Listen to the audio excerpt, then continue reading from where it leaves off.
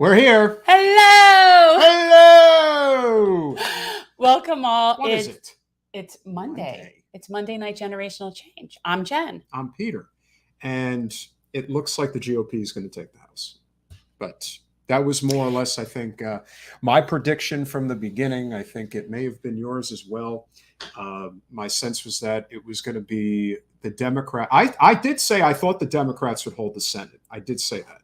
I didn't know if they would expand it, but I thought they'd hold it. But you thought they were going to lose the House. Yes, I did. And there were many reasons for that.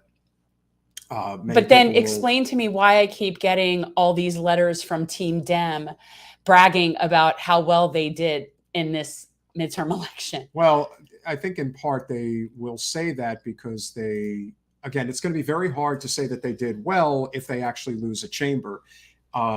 But I guess you would say that they did well based on what the poll expectations were ultimately going to be. But I think the thing that you really just take away from this whole, the whole election situation that would just transpired is the fact that the major candidates that were really backed heavy by Trump, whether it was in Pennsylvania, whether it was in Arizona, with like what one except was JD Vance. There's like one or two exceptions. And even then, I wouldn't even necessarily say JD Vance. And apparently JD Vance, according to a journalist friend that I was speaking to the other day, he didn't even mention Trump in his victory speech. And so I think there is a very conscious effort within the GOP right now to move as far away from him as they possibly can. There may have been a lot of internal sabotage that was going on over the course of, these several days where everyone's finding out now, what the actual strategy was, especially regarding McConnell and what he was doing. But a lot of what I saw in terms of the responses from, let's say, the indie media people that are on the right that we follow, whether it's the Michael Knowles of the world, the Tim Pools of the world, and obviously we'll be speaking with Kim Iversen. We'll see what she thinks, even though she's definitely much more libertarian and what I would call libertarian left. I was going to say, why are you affiliating her with people like Michael Knowles? I'm not. Oh, okay. I'm just saying that she's definitely not on what you would call the traditional liberal left in that regard. But there is a real, what I would consider like heavy libertarian, anti-war, civil liberties lean that is on a lot of these channels. And they really hate McConnell. Like they really do. And interesting. Wanting to see him out of power was a huge selling point for a lot of people, which I thought was very telling. And it'll be interesting to see what ultimately ends up happening. The one great silver lining I think we can all agree on is that Nancy Pelosi may no longer be in power, maybe forever. And I can't say I am sad about that. Yet I was just watching her say she has no interest in, or she's not even remotely considering stepping aside at any time soon. Well, why would she? No one's going to. No one's going to stand up to her. That's the point. If you're going to, so ridiculous. If you're going to stand up to her, then dirtbag, we will hear from Kim in regards to where she stands on certain issues, and you'll decide for yourself whether you think she's on the left or not. But that I digress. So ultimately, I do think that it's more or less going in the direction that I thought it would. I know a lot of people thought that the GOP would win a lot more House seats, but there's a lot to be said for there's a lot of people who believe that it was a combination of, Roe v. Wade, which I do think played a role in certain places. It was a combination of the Democrats invested heavily in the idea that the GOP would cut Social Security and Medicare, which they always do. But the issue that I thought played the biggest role is the election denialism. The people who were still harping on 2020, the people who are basically trying to figure out a way, whether it's a Secretary of State, those particular individuals, they all lost. Like there doesn't seem to be a single one that was what you would consider to be a Trump acolyte that was constantly talking about how the election in 2020 was rigged. They all lost. So I do think that really says a lot in terms of what ultimately ended up happening, especially since Trump only endorses really big candidates. So I do think that did play a big role. Okay. You don't have anything to say about the Trump thing? I mean, look, I think he's a phenomenon. I think he's a snake oil salesman. I think there's still like the hardcore Trumpies that are going to stick with him and go down with the ship, like there's those with every cultist kind of group. But no, I mean, I think that it's wearing thin. I think normal Republicans, if that even exists, they're not with that. So I don't see that. And I also think that DeSantis is just much more palatable to more people.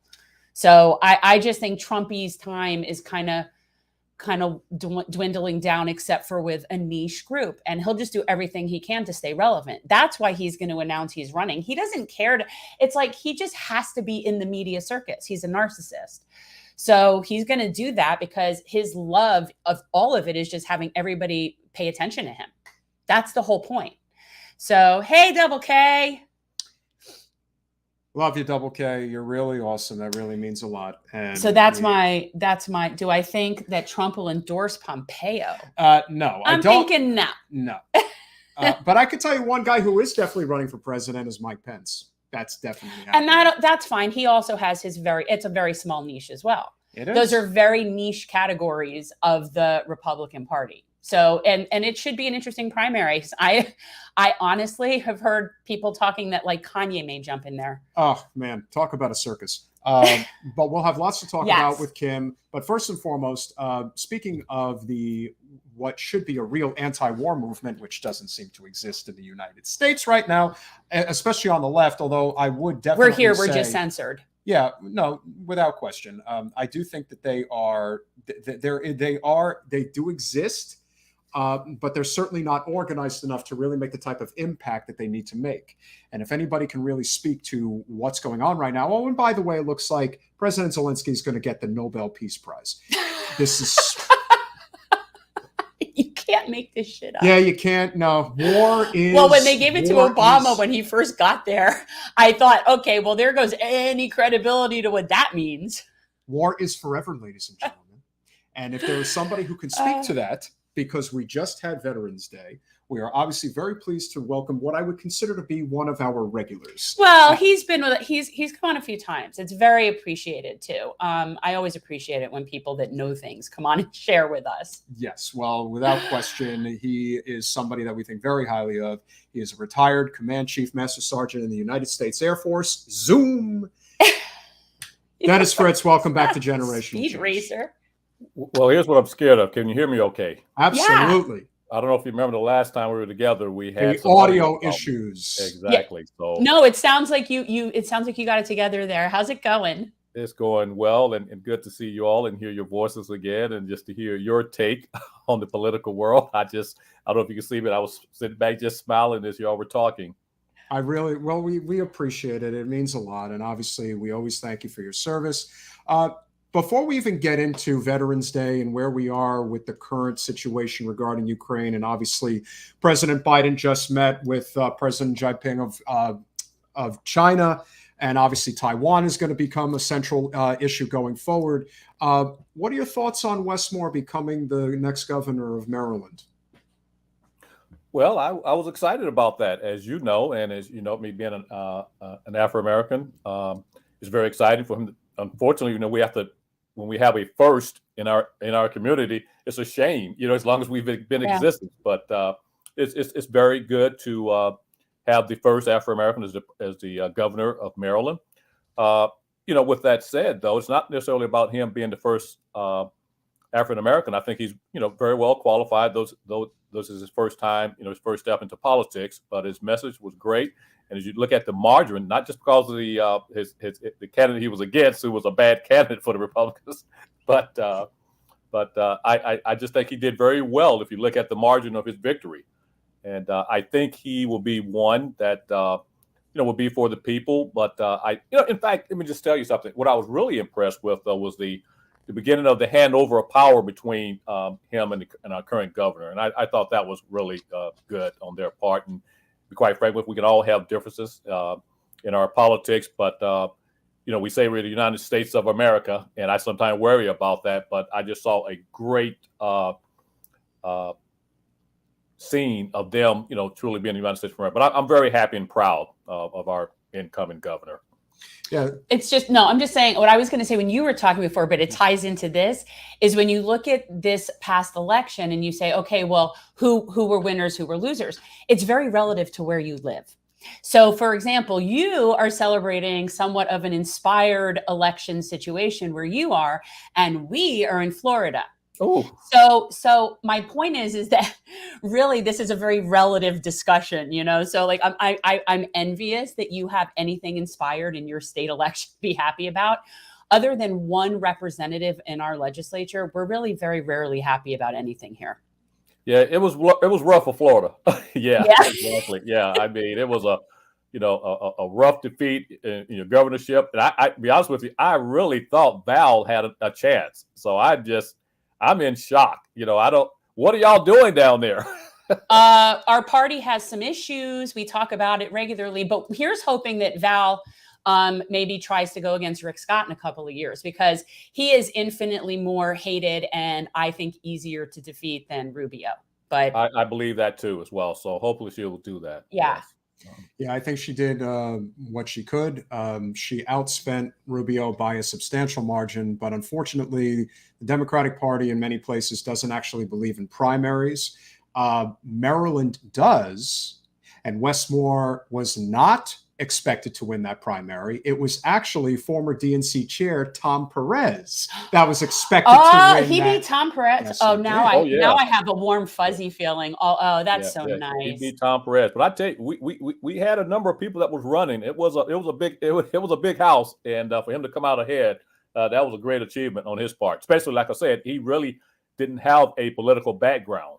Quite frankly, I think this is primary. Yes, they certainly did. And there are other states, but especially the northeastern states. I'm a little biased because I'm from New Jersey, but, from basically the Mason-Dixon line up north going east, there does tend to be a lot more of the democratic process, which is great. Where we stand right now, obviously, you live in the shadow of our nation's capital. Veterans Day just passed, and everyone has an opinion or two regarding where we stand right now regarding foreign policy. As we alluded to, the president was just meeting with the president of China. And that is something that, unfortunately, I do think is going to become much more of a contentious issue, even greater than what the Ukraine situation is right now. From your perspective as a retired colonel, or command chief, excuse me. You got to get it right. I know you got to get it right. What do you see, if any, possible exit strategy regarding what is going on in Ukraine? I do think that this is another Iraq waiting to happen regarding just this constant entrenched warfare that could go on for years and years, and billions upon tens of billions of dollars between the military industrial complex conglomerates all over the world, just trading God knows what back and forth. How do you see that currently unfolding as we go forward and entering, I believe, the 8th month now that this war is going on? Yeah, I think they actually invaded in February. So 9. Okay. Exactly. Yeah. Well, as we talk about the political front, I remember when I was fearful of Republicans coming in because I said we're going to be at war. And now, believe it or not, I worry about the Democrats. It seems as though, it just doesn't matter. And I guess it's that military industrial complex that we always talk about. But, in regards to Ukraine and the out, I've been telling folks that, it's part of the Cold War that never ended. And we were instigating that. How we got into war. And I always like to say this. I'm anti-war, but I'm not anti-defending yourself. But at the same time, as Ukraine tried to defend themselves, we're pushing them on. We have a security interest. And likewise, Russia has a security interest. And if you look back in history, I think it was 2008, Ukraine tried to get accepted into NATO. And I think it was France and Germany who resisted that. United States, guess what? We were all for it.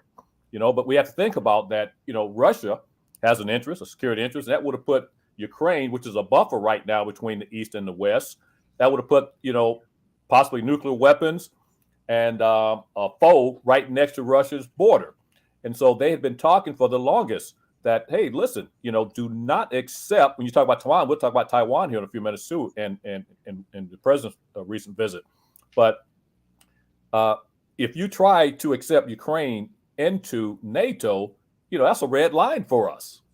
And they've been telling us for the longest, because it never was written, I'm told, but it was a verbal agreement that once, Gorbachev and Reagan, this wall, tear this wall down. When it was torn down, we said we would not expand NATO. Well, guess what? We broke that.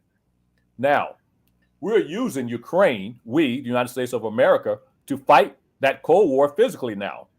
And I saw something when we talk about war and peace and diplomacy. I saw a caption of something, $8 billion to fight a war in Ukraine, $3 billion to Israel, $1 billion to Taiwan, but yet the people of Jackson, Mississippi have to beg for drinking water. Now think about that.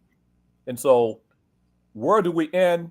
As I shared with someone in a conversation yesterday, there's been no diplomatic conversations going on right now. It's all about how much we pour in there. And it's all about us and our imperialistic view of that we're going to tear Russia down. We're going to beat them. And what do you think Russia feels? How do you think they feel about that? And so, the only thing that's going to save us right now is that we're going into the winter season, and we're going to probably have a lag, in the war, and it'll probably pick back up next year unless there's some diplomatic conversations. Now, I don't know this; it's just an opinion. I've noticed that Russia, has given up some of the territory they had captured, and I'm thinking deep down that is their way of trying to back down. And I think this is a time now for us to grab that opportunity and try to have some diplomatic and peaceful, conversations right now. And I saw something today. I think General Milley, our chairman of the Joint Chiefs of Staff currently, I think he agrees with that too, because I heard something, he's more on the diplomatic. What the ironic thing about this, we have the State Department that's talking about continuous military aid to Ukraine to continue to fight a war. And you have the chairman of the Joint Chiefs of Staff, the senior military officer, talking about, let's look at diplomatic options.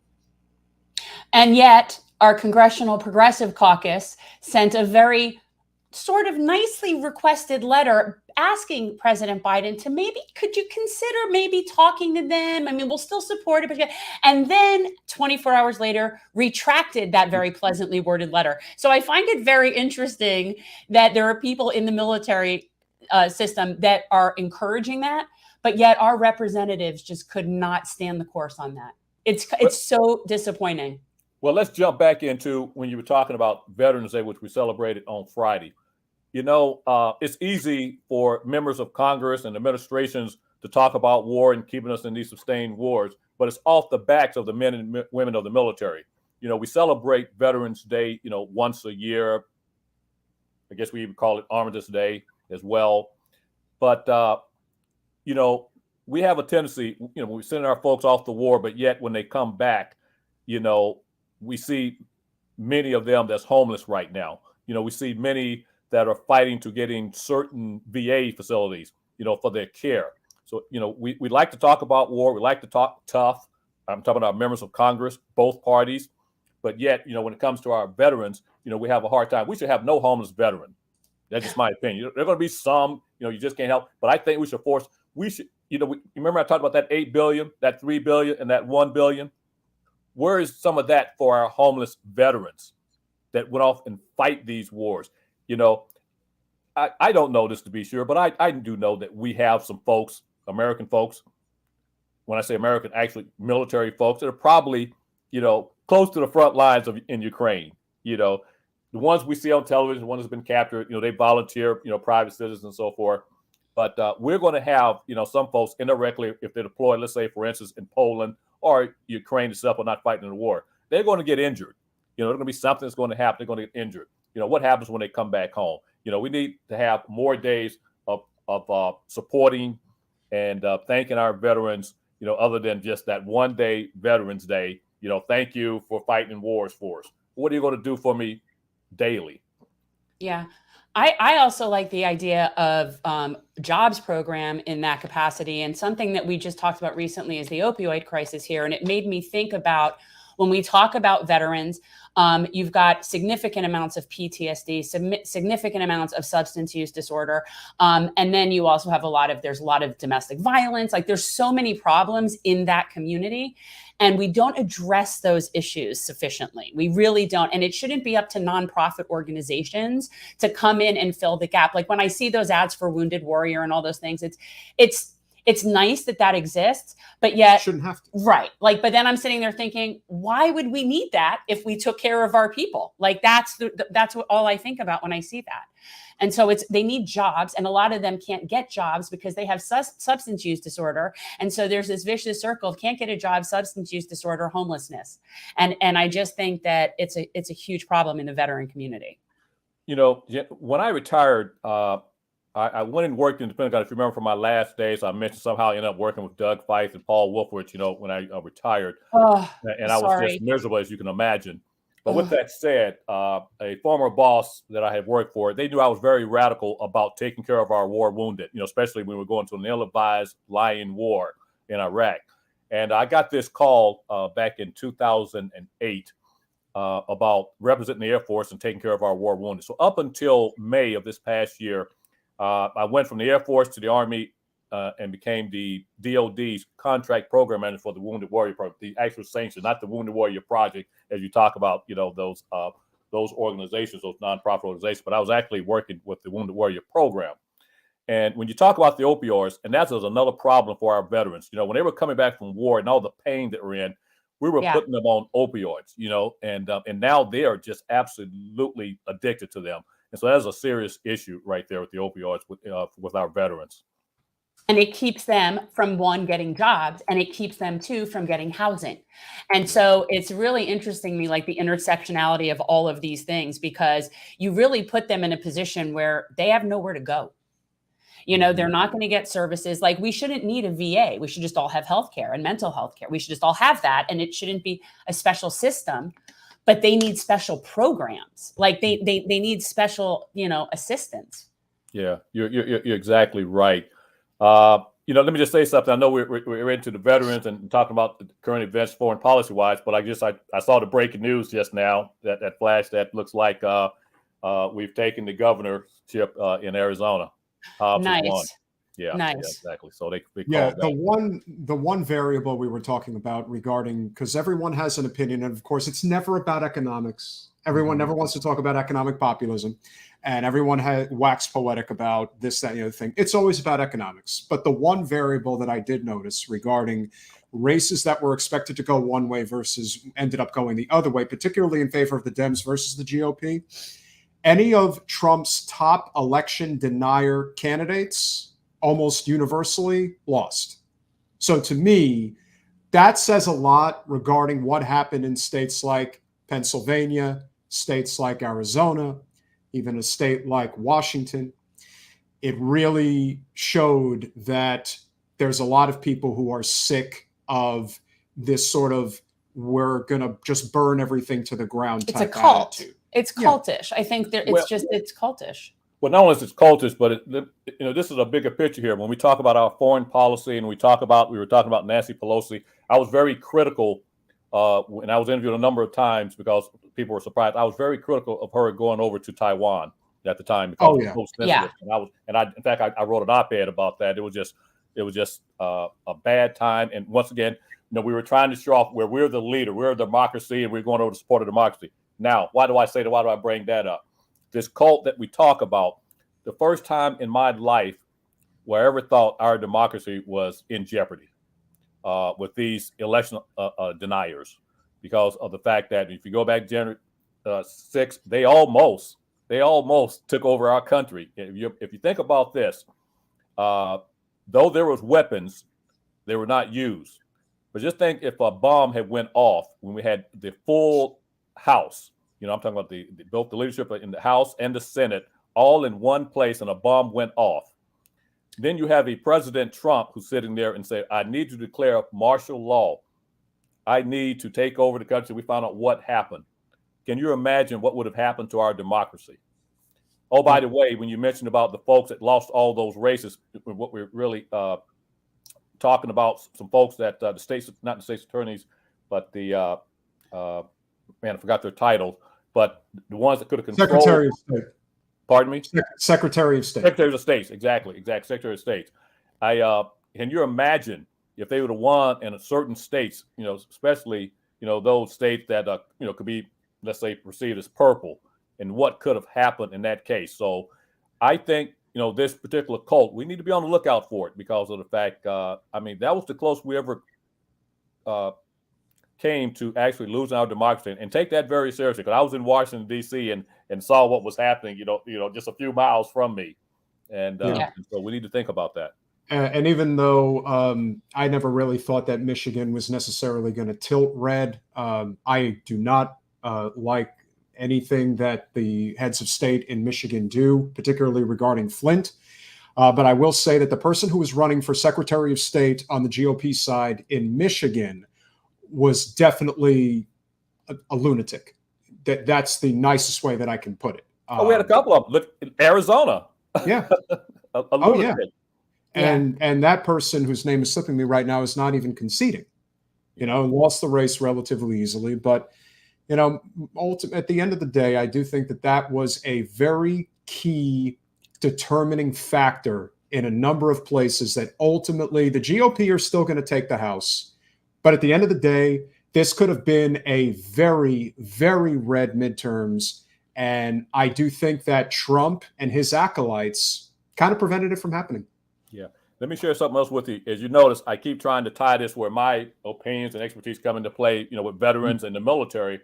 When we talk about, those deniers and everything, what really disappointed me too, we had 2 3-star generals retired that had a lot of influence when they were in the military. One that you've heard a lot of, Mike Flynn, and this, nutcase, and he's a nut. Can you imagine this? This guy was in charge of the entire Department of Defense's intelligence. Now, that's scary, Another individual who I worked with in the Air Force at the time, a guy named Tom McInerney, he was a QAnon supporter big time. I know that man. And Tom McInerney, he was the one that was talking about, I guess, the CIA sees some elections or some machines over in Europe somewhere. He's the one that was a big part of that. And so that makes it scary, too. So when we talk about, veterans and supporting our veterans and thanking our veterans, we're not immune from silliness either. Just because we're in the military, and especially generals, we seem to put generals on high esteem, but we're not immune. And I guess my biggest disappointment was, we go to war as a team to fight and defend our country. But at the same time, we have some weird thinking folks in the military as well, unfortunately and sadly. But we just think about this. We recruit from society. So that's where it comes from. Sergeant, it's obviously always a pleasure to have you on the show. We have one last thought we definitely want to get your opinion on before you do go, because obviously this is major breaking news that happened today. I'm going to put it up on the screen for everybody to see. This is unfortunately a byproduct of what happens in other parts of the world where, there's a lot of things that are wrong with our country, but we don't have problems like this. And so, unfortunately, in the Republic of Iran, there is President Pasai, I think is how you say his name. I want to make sure that I said that correctly, but I'm pretty sure that's how you say it. Let's go with that, though. So he is the Iranian protesters, which has gotten into the potentially hundreds of thousands. It's gotten very, very serious. They're trying to make an example of what happens in a country that practices Sharia law. And that is, if you protest, we will put you to death. And that is what they're planning to do. Put 15,000 people to death as an example that you do not protest the Republic of Iran's government. And as of right now, not enough people are making a big deal about this. But if you want to talk about what a real humanitarian crisis in the world looks like, this is it. And what are we prepared to do about it? Sergeant, what would you do? Well, that's a hard one there. One of the things, let me just give you a little history of something. It goes back to the Iraq war days. And during the Bush administration, when they had a plan to take out Iraq first, then Syria, then finally Iran. and try to. That's when Bush, theme was, try to democratize the Middle East. The last one they were going to try was Iran if their plan would have succeeded. And the reason they did was because of what's happening right now. And what's happening right now, they thought that they would not ever have to attack Iran. It would be done within because of the fact of the young population that they had at the time. And though, they have the Sharia law, they were very Americanized. They loved our clothing. They love our music and so forth. And they thought maybe, so what would I do? Nothing militarily, because then we're going against the grain of what we always talk about. I'm anti-war, but I do think we need to support them continually, verbally, and be very outspoken about what's going on over there, because you're talking about lunacy. That's lunatic. We're talking about, killing people because they were protesting, so I would absolutely, this is where the State Department really comes into play of, and of course, I know we have, folks on the ground that's going to keep, supporting and pushing. So everything I will tell you, nothing militarily, but definitely, diplomatically, offer them the moral support and, any communications that's dropped in Iran, whatever we can with our satellites to make sure that communications between those that are protesting remains active. Sergeant, it is truly a pleasure, and happy Veterans Day, even though it's not Veterans Day, because we really do appreciate what you're doing. And I think on our show, we try to embody the type of message that one wants to send regarding supporting our veterans in this country. The goal is to not have war. Right. The best way to honor them is to stop creating wars for profit. That would help. That would help. Yeah. Agree 100%. Thank you for coming on. We will As definitely always, thank you all. Good seeing you again, and look forward to the next time. Thanks, Thank you, Dennis. Sergeant. Okay, Appreciate bye-bye. it. Have a good one. So as always, he is a fantastic person to speak to. And Yeah. we definitely learn a lot from our veterans. And, we try to have the best possible message we can, which is war is definitely the last answer. I know. Now, unfortunately, in our country, war often is the first answer. And if there's And a very nicely worded letter to the president. Would you please maybe consider having diplomatic discussions, even though we're going to give you the money anyway? Would you please consider that? And that was just too far across the line and had to yank that crap back. And the great thing about our next guest, who a lot of you know, is the fact that she actually is anti-war, and that message is not loud enough in this country. And we see it all too often, even in independent media who claim to be on the left and have sort of justification as to why we need to be in Ukraine, why we need to be in Taiwan, and ultimately why we need to be in Tehran, because we know that's coming next. Shoot first, ask questions. Well, first. I just think it's one of those, you really can't consider yourself a leftist if you have like a Ukraine flag filter over your profile. Well, let's figure out exactly what a leftist is. Okay. Maybe we'll get to that. I'm talking about an actual leftist. I'm done comparing it to our partisan nonsense. She's the host of the Kim Iversen Show. You know her, you love her. Kim Iversen, welcome back to Generational Change. Thanks for having me. I would love to know what a leftist is also these days. Okay. I don't know what left is. I don't know what right is. I certainly don't know the definition of liberal. Right. Well, I mean, I'm talking about like if I go back in my brain, which it's hard to get into that, to when I was taking Marxism and learning stuff like in terms of like the philosophy of politics, more so than how it's, in an applied way in this country.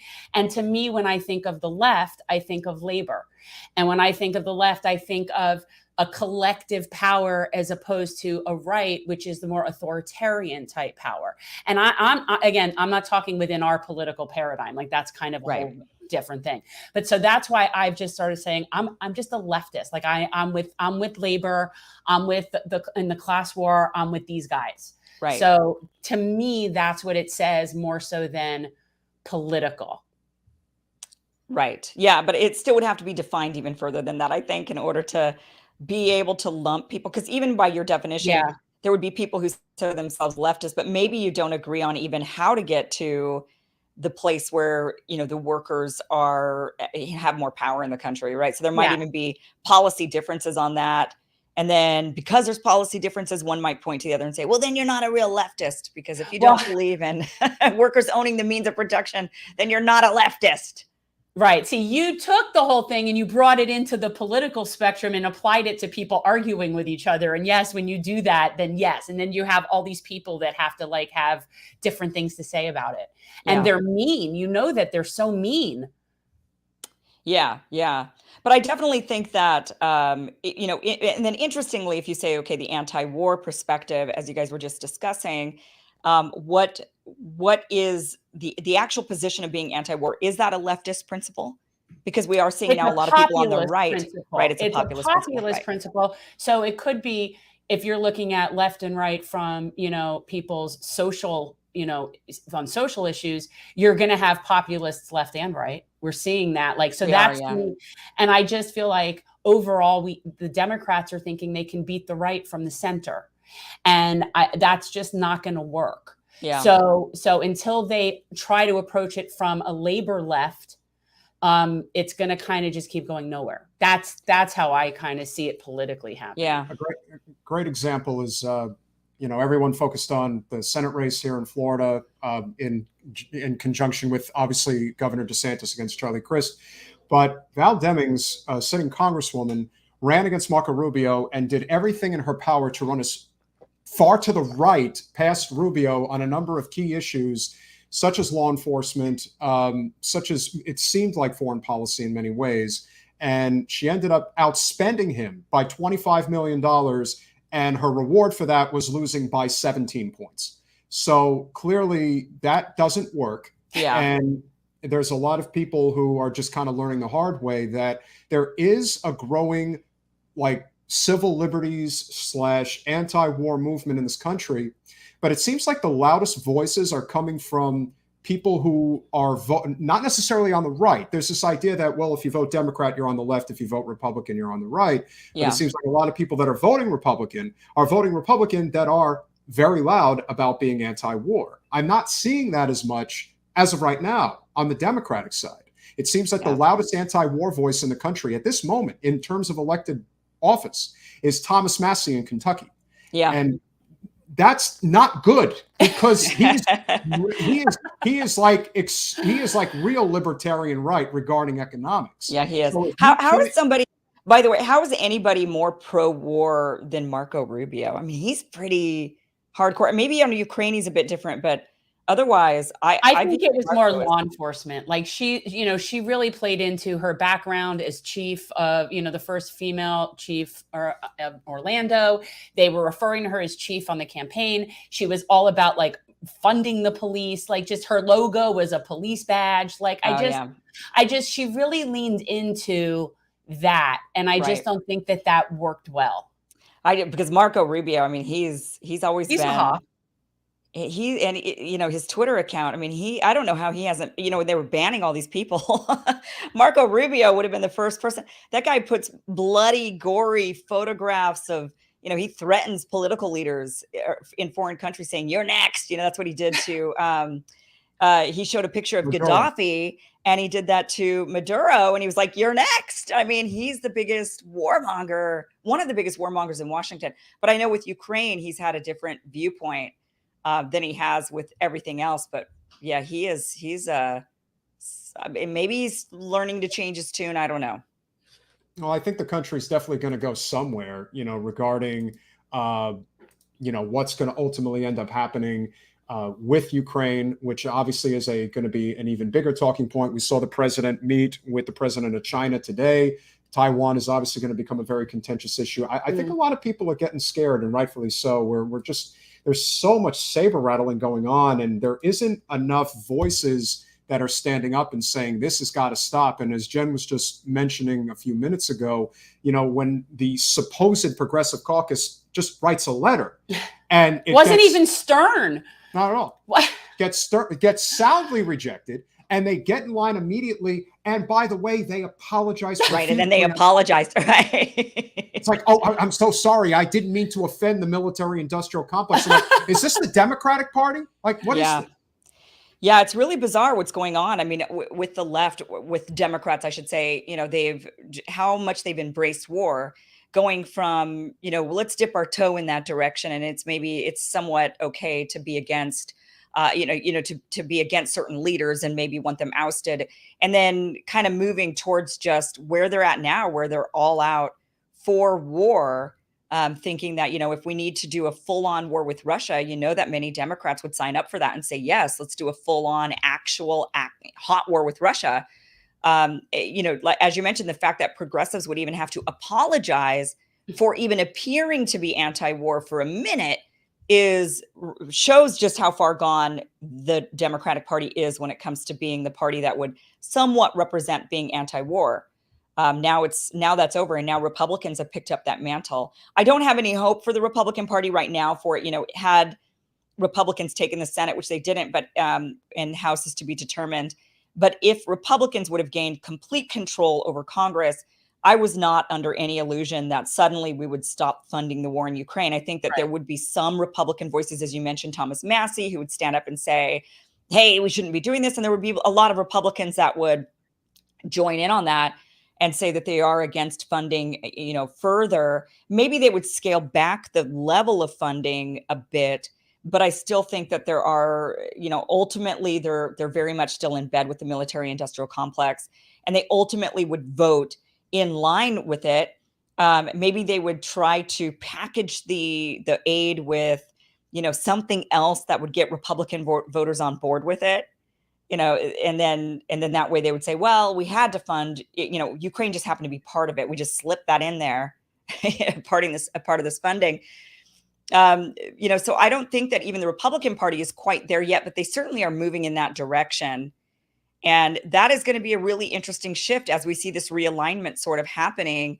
And right now, I think even this latest election really showcased that realignment that's happening. People aren't full blown moving over to the Republican Party just yet. People are very hesitant about that. They don't like where the Democratic Party is, but they're not quite ready to say yes to a Republican, right?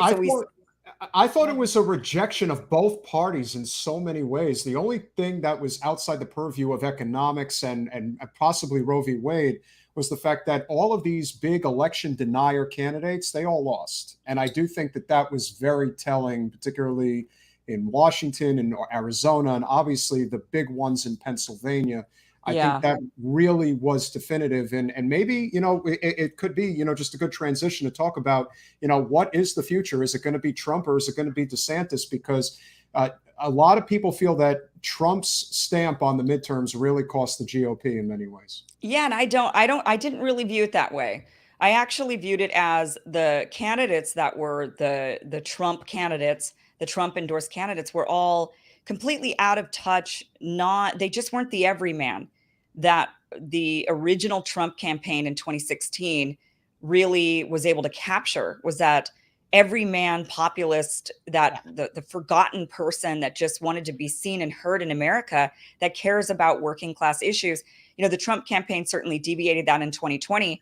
And Bernie Sanders as well, I felt like deviated from that message that made him really popular in 2016. I think both candidates really failed in 2020 with their campaigns on really just honing in and pounding that populist message. They both failed on that, and they went into culture wars instead. What I saw with this election was that the candidates were bad. I mean, I agree with the Republicans on that. A lot of the pundits that are coming out saying, well, we need to have good candidates. Yeah, I mean, a TV doctor, a venture capitalist in Arizona, an NFL millionaire in Georgia. I mean, these people are not representative, and Trump isn't either, right? I mean, he didn't represent the everyman in 2016, but he was able to, he was like eating steak with ketchup and drinking his Diet Cokes and saying whatever he wanted to say, and that captivated people. What's that? The Taco Bowl. Yeah, exactly. And he's eating McDonald's or whatever. And he just, even though he's this wealthy, privileged person who came from wealth and never lived in, regular middle class America, he never came from that. He still was able to make them feel like he did. And that captivated the people in 2016. They felt like finally someone just saying it like it is. Can you emphasize, Kim? I mean, to me, that's really the lost talking point here that I think people are forgetting. There are tens of millions of people in this country who feel like nobody gives a damn about them, and know that nobody gives a damn about them. And even if you give them lip service, they'll take that over basically just being patronized to death, which is unfortunately the loudest voices in the Democratic Party seem to do that all the time. Right. Yeah. Whereas somebody like, Trump is, full of it in almost every way, but is going to pay lip service to those and tell them, you're really great people, you're tremendous people, we're totally supporting you. And it's like, that's better You're so than good nothing. at that. You're so good at You. that. But that's better than nothing. That's better than basically being told, you're going to vote for us, and that's all you're going to do. Well, he ran on a populist message. He ran on a populist message in 2016.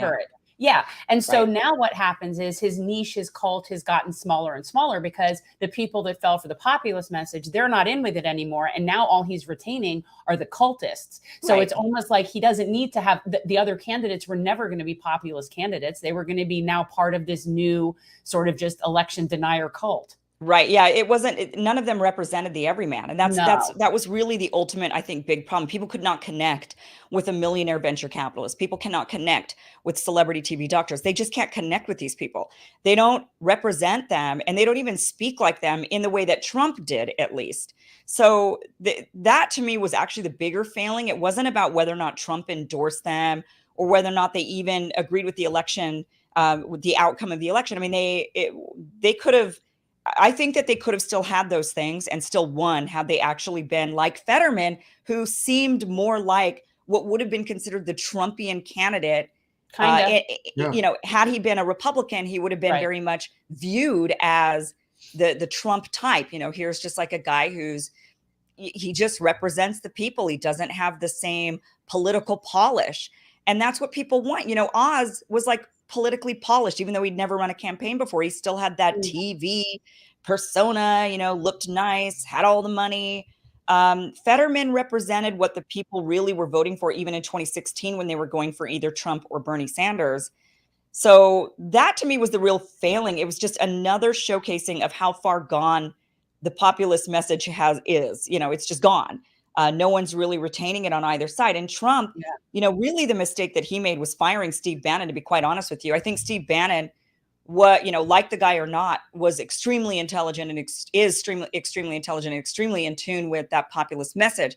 Now, I don't agree with a lot of what Steve Bannon says on what his policy prescriptions would be, but I still think he understood the sentiment of populism. And he was the one who guided Trump's campaign in 2016, because Trump doesn't have it instinctively. Trump is not really his own made man politically, right? He's like created by these other people who are around him, kind of encouraging him to take certain stances. I don't think Trump can be controlled, but I think he could be encouraged, and he enjoys being popular. So what happened was he lost the advisors around him that were really truly guiding him in that direction. Those advisors went by the wayside. And the only people left were the ones that were just fanning him as a person, saying, you're wonderful, you're great, people love you. It wasn't him that people fell for in 2016. It was the message that he delivered. It could have been anybody. It wasn't about Trump. But that has now been lost, even by Trump himself, because he's kind of thinking, no, it's me. They all love me. No, they loved what he said in 2016. That was then lost. It was the same thing with Bernie Sanders. And a lot of people loved what he was saying. And then as he's deviated from that message, he's losing supporters. People aren't as in love with Donald Trump as the media would make it sound like. They make it sound like, these people are a cult. And they're really not. They want that populist message. So since it's been abandoned, and these midterms have showcased that it was abandoned even more, except for Ron DeSantis, I think he ran with it, and we saw the outcome of that. That's the winning message. And Republicans do need to get back on board with that. And so do Democrats. Those, the progressives that just, and Bernie even himself, where's his anti-war message? I don't know. It's like he buried it. And so has the progressive left. And that's the stuff that people want. And they're not getting it anymore from anyone except for Ron DeSantis right now. And guys like Fetterman. Isn't that interesting company? I think it's like the lines are very blurry to me, because when you're sitting there and you're talking about, I could see Fetterman being a Republican, like that image, that kind of person going around, working people, middle of Pennsylvania. Absolutely. Like I could see that.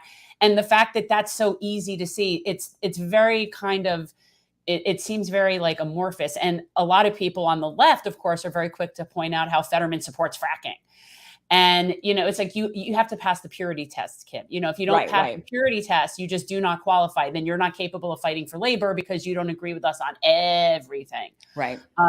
But so it's like they'll find that one thing and say, well, he's not real progressive. He's not real, and I don't get it. We have to figure out how we're going to build this coalition stronger. And I think, again, I'm as anti-fracking as it gets, but I also understand that fracking is as big in Pennsylvania as it isn't anywhere in the whole country. Hold on. Dirtbag, she wasn't saying DeSantis is anti-war. She was saying he was running on a populist message. Yeah, we don't know anything about his foreign policy. Right. Actually. No, I think he misunderstood that you were saying nobody but DeSantis, not anti-war, that he was using that populist message. Yeah, the only thing I can say about DeSantis in that regard is that he never saber-rattled against Maduro. I never saw him do that once. Rubio did, but I never saw DeSantis really pay any lip service to that.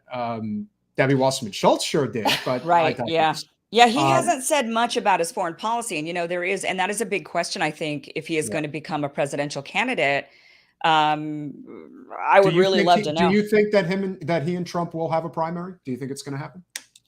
I think if DeSantis is smart, yes. I wouldn't have said that before, but I think strike while the iron's hot, right? And his stock will never be higher than it is right. now. Yeah, it's really truly now or never. And, I think Trump is giving him the green light to do it because Trump keeps making stupid remarks about it. I mean, if Trump were smart, which he's not, he would just keep his mouth shut and he wouldn't say anything. He would just champion Ron DeSantis as this really good guy. And then what would happen if Ron ran against him is then Ron would look bad, right? Ron would look like, well, you're kind of a traitor. Like, here's this guy that helped you out and he helped build your career and, got you elected as governor, was significant in a player in that. And now look at you, you're running against him. He should have let Ron fall on his own sword on that. But instead, he's like giving him the pass. He's like, go ahead, because now when he attacks Ron DeSantis, people get mad. His own supporters get mad. Trump supporters get upset with him. And they're like, why are you doing that? He's on our side. And so it's just making Trump look bad and it's making Ron DeSantis look better, especially since he's not saying anything in return. And so I do think that, look, I mean, Trump's come after him at this point. No love lost. He might as well. Because Trump's being a jerk to him, and he might as well because strike while the iron's hot. And I do think that he would win the nomination in the end. I do think he would. And I think there's going to be other fringe people in that too, like Mike Pence and Kanye West and what other Pence. Wait, Pence who did you say? Who? Liz Cheney. Oh, good God. Why doesn't she just, run as a Democrat since they love her so much? She'd probably do better if she did. She probably would. Well, considering the pro-war lean the Democratic Party unfortunately has right now, just run as Dick Cheney's daughter and see how far that gets you.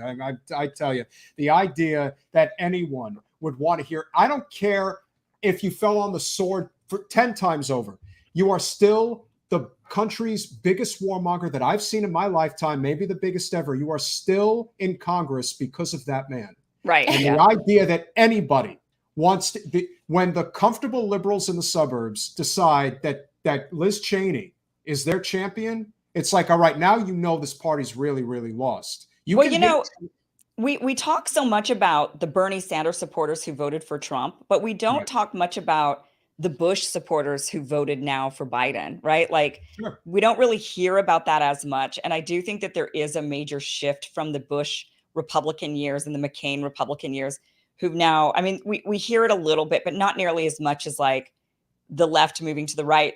What about all of the right now moving to the left? And they are feeding and fueling that part of the Democratic Party now. If you become this pro-Wall Street a party as the Democratic Party in many respects has become, of course you're going to invite the affluent, suburbanites. That's what they're looking for. They're only looking for their bottom line. And when I hear people saying that, Biden is a successful president, I'm like, what? On what measure? What are you measuring it against? And the whole thing about the fact breathing, is it just coincidental that 2 days after the midterms, they decide, this judge decided you can't cancel student debt. It's like, come on already. Yeah. Like, how do you not see the scam that's being pulled? Unless you really have non-corporate economic populism, I don't care what you think Biden is doing to dress it up. If anything, as you suggested, it's about just keeping people at bay for as long as possible. Well, yeah, they're not going to do anything. They all work for the same, they all have the same owners. So Yeah, if all they're of all them. serving at the same owners, then why would anybody expect a different result other than just watching like WWF political theater? So Yeah. I just I never took any of it seriously. I never thought there was going to be student debt relief. Never even thought it for a second. Never thought it was a legitimate offer. Always thought it was iffy. So like, who believes that? It's almost like, how many times is someone going to come up to you and tell you have something on your shirt? Like, that's what it looks like to me with the Democrats, and people are just getting tired of it. Yeah, I mean, it's going to be really interesting going forward. I mean, we certainly, this midterm election didn't, it definitely ended up differently than I think we all kind of thought it would. We all thought that the Republicans would absolutely clean house. And I think they had every reason and every opportunity to clean house. But unfortunately, the candidates that they did put out, like I mentioned, were, out of touch with the people. People could not connect to them. And also the message. I mean, if you're just going to run on what happened in 2020 to Donald Trump, that's one person that, people want to talk about inflation. They want to talk about what's going on in schools or their perception of these things. They want to talk about immigration, right? They want to talk about these issues that they believe are really truly affecting their lives. War, right? The war in Ukraine. These are the things that they want politicians to expound upon, but they're not. They're sticking to, elections need to change, or January 6th. Democrats running on that, like January 6th. We got to get everybody for that. I mean, these messages are just not popular, and I think the Democrats, definitely deserved a much greater loss than they ended up with. But Republicans just didn't give people enough to actually vote for. And that's the biggest problem. Democrats actually gave them something to vote for in several of the states when they put those abortion in 5 of the states. I believe it was a pro-Roe ballot measure. And on a couple of the states, I think Kentucky and Montana, they were actually pro-life ballot measures.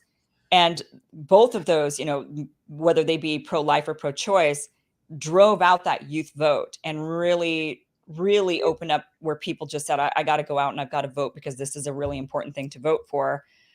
So that was smart, for Democrats to put those on the ballot. It wasn't very smart for, the pro-lifers to put that on those ballot measures together in their states.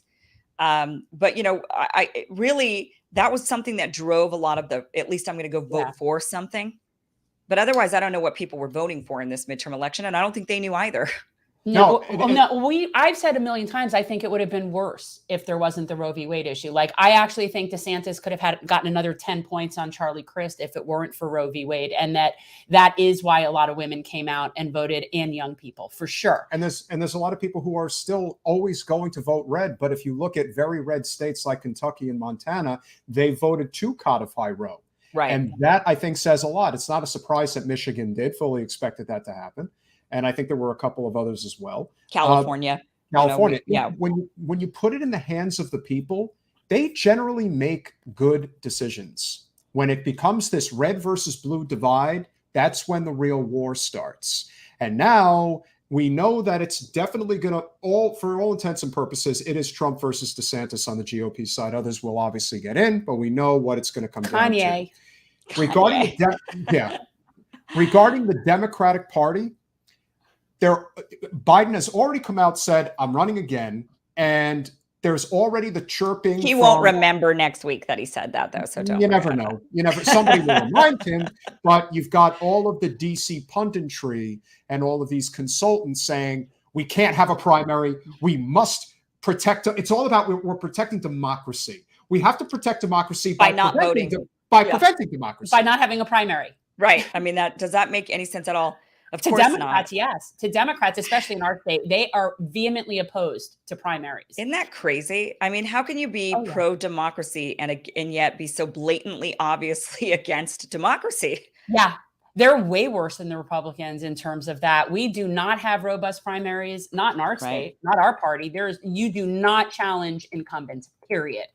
they're never going to get behind that. You're not allowed to challenge an incumbent. They can sit there until they die or until they choose to go for something higher. I still think somebody has to challenge Biden for this reason. I don't think, with all of the Democrats constantly harping on the GOP, and look, both parties suck almost equally. We all know that. Right. But the fact is that the harping on the GOP election denialism still can't match the fact that the Democratic Party is not a Democratic Party. It has super delegates. It has a full, safe release, if necessary, to unleash on the people in order to prevent any real systemic change from happening unless that particular issue is dealt with. And quite frankly, I would be happy with somebody just running in a primary against the president, talking about the fact that you're never going to have a true economic populist uprising in the Democratic Party if these fail-safe points are still in place in future elections. Yeah. I still think the GOP is going to win in 24. Oh, yeah. But that doesn't mean that you do not continue to do what is necessary to reform the Democratic Party in whatever way it can be done. Your thoughts on that? Won't it be so interesting? I agree with you completely. That absolutely. But who would run against him? I mean, the obvious answer would be somebody from the progressive wing of the party that would then challenge and say we need to make some change that's better for the people, right? But they're falling in line completely, so they're not going to challenge him at all. Why are they falling in line? Why are they falling in line? That is a really good question. That right there is a very good question. I don't know why they're falling in line. They say that they're still powered by the people funded. So if they're not accepting big corporate money, they certainly are still, though, taking money from the DCCC, right? They've got Nancy Pelosi's purse strings that are helping them with their campaigns. So that is a big one right there. I mean, I think what you don't want, if you're one of them, is for the DCCC to fund your competitor to primary you, to essentially unleash their purse strings on that. And that is what they're threatened with. I think they fell into this. They enjoy the power. It wasn't about, and that's human nature. I think anytime you get, anybody is corruptible. And people are corruptible for different reasons. It's not just you're bought out. And that's always the obvious one that we think of is, oh, you're bought out by the corporate big money donors. But it could be something as simple as you just enjoy seeing yourself on Vanity Fair magazine. And you're bought by fame. You're bought by notoriety. Right. Like that appeals to you. And I think that obviously we know who you're talking about, but even amongst other people there, I really think it does become a personal mission to just stay there. However, I do think there are people in that group that do believe, and it might be rightfully so. First of all, 2 years is a very short period of time to be able to get anything done, and you're always running for reelection. And I do believe that there are people that think that they're not going to be able to get anything done unless they're there for some amount of time, and that if they lose their seat, what they're working on is not going to happen. So I do think there might be some legitimate people, but for the most part, it's just, to me, careerism. Right. That's what it seems like to me. And that is I think that is a really good reason for term limits, especially for the House, to say, you could, maybe change the length of the term, say, okay, it could be a 4-year term, but you can only serve it once. And that's it. Then you got to get out. Yeah. And you have to endorse the next one. And that, and help somebody else. And if you want to continue a career in politics, then you're going to have to run for a different office. And then maybe that would encourage some of them to start primarying for other places. They want to be in the Senate next, or they want to be president, then they would have to actually challenge for those seats. But, I do think that there is an argument to be made for that, just to end the careerism, that happens in Congress. And then just kind of, and so what, they sit there, what, I want to work on this, and I've got this thing that what are you working on? Because we're not noticing anything being worked on ever as the people. There is that. Well, even if we're in a situation right now where the GOP is very likely going to get the House by probably only a couple of seats. Wait, I'm sorry. What happened with Katie Porter's seat? It's still going on. Yeah. What is taking them so long? Are you in California still? I am. Yeah. What is going on? They, everybody does mail in, and we have until the day of the election to mail in our ballots. So they're just still collecting them and counting them. Yeah. And I don't know why. I don't know why the process can't be sped up. I don't know why those ballots can't be expedited. Like the mailman sees that ballot and then automatically drops it. Maybe the mail carriers drop it to a voting center where it can be immediately counted. And then in which case all of the ballots should have been turned in on Wednesday. Right. Yeah. I mean, it just seems we could do better. I'm Yes. thinking we could do better. And I'm like on the edge of my seat about the Katie Porter thing. And the Democrats only thought her worthy of $300,000 against the $8 million thrown in against her. So that's how much the Democrats are concerned with keeping the House. They should have definitely been more concerned. I mean, Orange County is purple. It's always been purple. It's definitely not a deep blue area. It's a purple area. And everybody who runs there, no matter which side they're on, is always at risk of being replaced by the other party because it is such a purple zone. So I don't know why they wouldn't have tried harder to keep her, but I don't think, but you know why? But you know why they didn't try harder to keep her. They don't want her there. They don't want her. Right? They don't like her whiteboard. They don't like her whiteboard. I love the whiteboard. When everybody was in love, and I mean in love with Auntie Maxine Waters for a good 2 years, do people not understand that she is one of the most corrupt representatives in all of Congress and made sure that Katie Porter was taken off of the financial committee? That's not a mistake. That's not a mistake. That is deliberately done because the second you start going after the big banks, you're messing with both parties' biggest donors. Yeah. And that is something the Democratic Party at the very top simply cannot have. And whether it's Maxine, Pelosi, Clyburn, Hoyer, these people are all over 80 years old. They're so far out of touch at this point, and they kind of think they're going to live forever. They're just going to stay there as long as they want. You know, it's like Strom Thurmond. I'm literally going to wheel you out when you're dead, like it happened down here. I think he actually died before they wheeled him out, and we just didn't know. It's possible. Taxidermy. Mitch McConnell looks dead to me. Mitch McConnell's somehow being propped up, but it is. I think there is a particular area where all of us, even the people that we see in social, in like corporate, well, not corporate media, but independent media, like what you do. We're very friendly with you. We're very friendly with your frenemy, Mike Figueredo. I think there is definitely an opportunity here for a lot of people to get together and identify one particular issue that I think we can all agree we need to be calling out and can actually change politics for the better. There is a consultant industrial complex that exists within politics. It is a huge problem. The idea that Katie Porter could very easily lose her seat, and yet somehow Marjorie Taylor Greene's opponent, Marcus Flowers, who had no chance in hell of winning that race, so much money, plus 27 R district, and somehow this guy gets $16 million to run against Marjorie Taylor Greene to lose by 31 points. God, the Democrats. One of the best things about John Fetterman was when he and his team called out Scott Dworkin, I'm sure you know the name, one of the biggest consultants in all of DC on the Democratic side, basically blew the lid on the fact that his organization, 80% of the money that comes in that is supposed to help Democratic candidates is really going to consultants to pay them. Yeah. I think this is a huge problem on probably both sides, but definitely on the Democratic side, that I think we can all agree with is something that I think if we collectively worked on together, we could probably really blow the lid on this, and a lot of people will start, not wanting to support the consultant industrial complex anymore. How do you feel about that? Yeah, I mean, I agree that definitely has, that's definitely a giant impact on what is happening, even just down to, for one, we know that the consultants were telling the DCCC operatives how to co-opt the progressive left, how to get them in the fold, right? Yeah. There was this big problem with the Bernie Sanders wing of the party. They were defiant. They were rogue.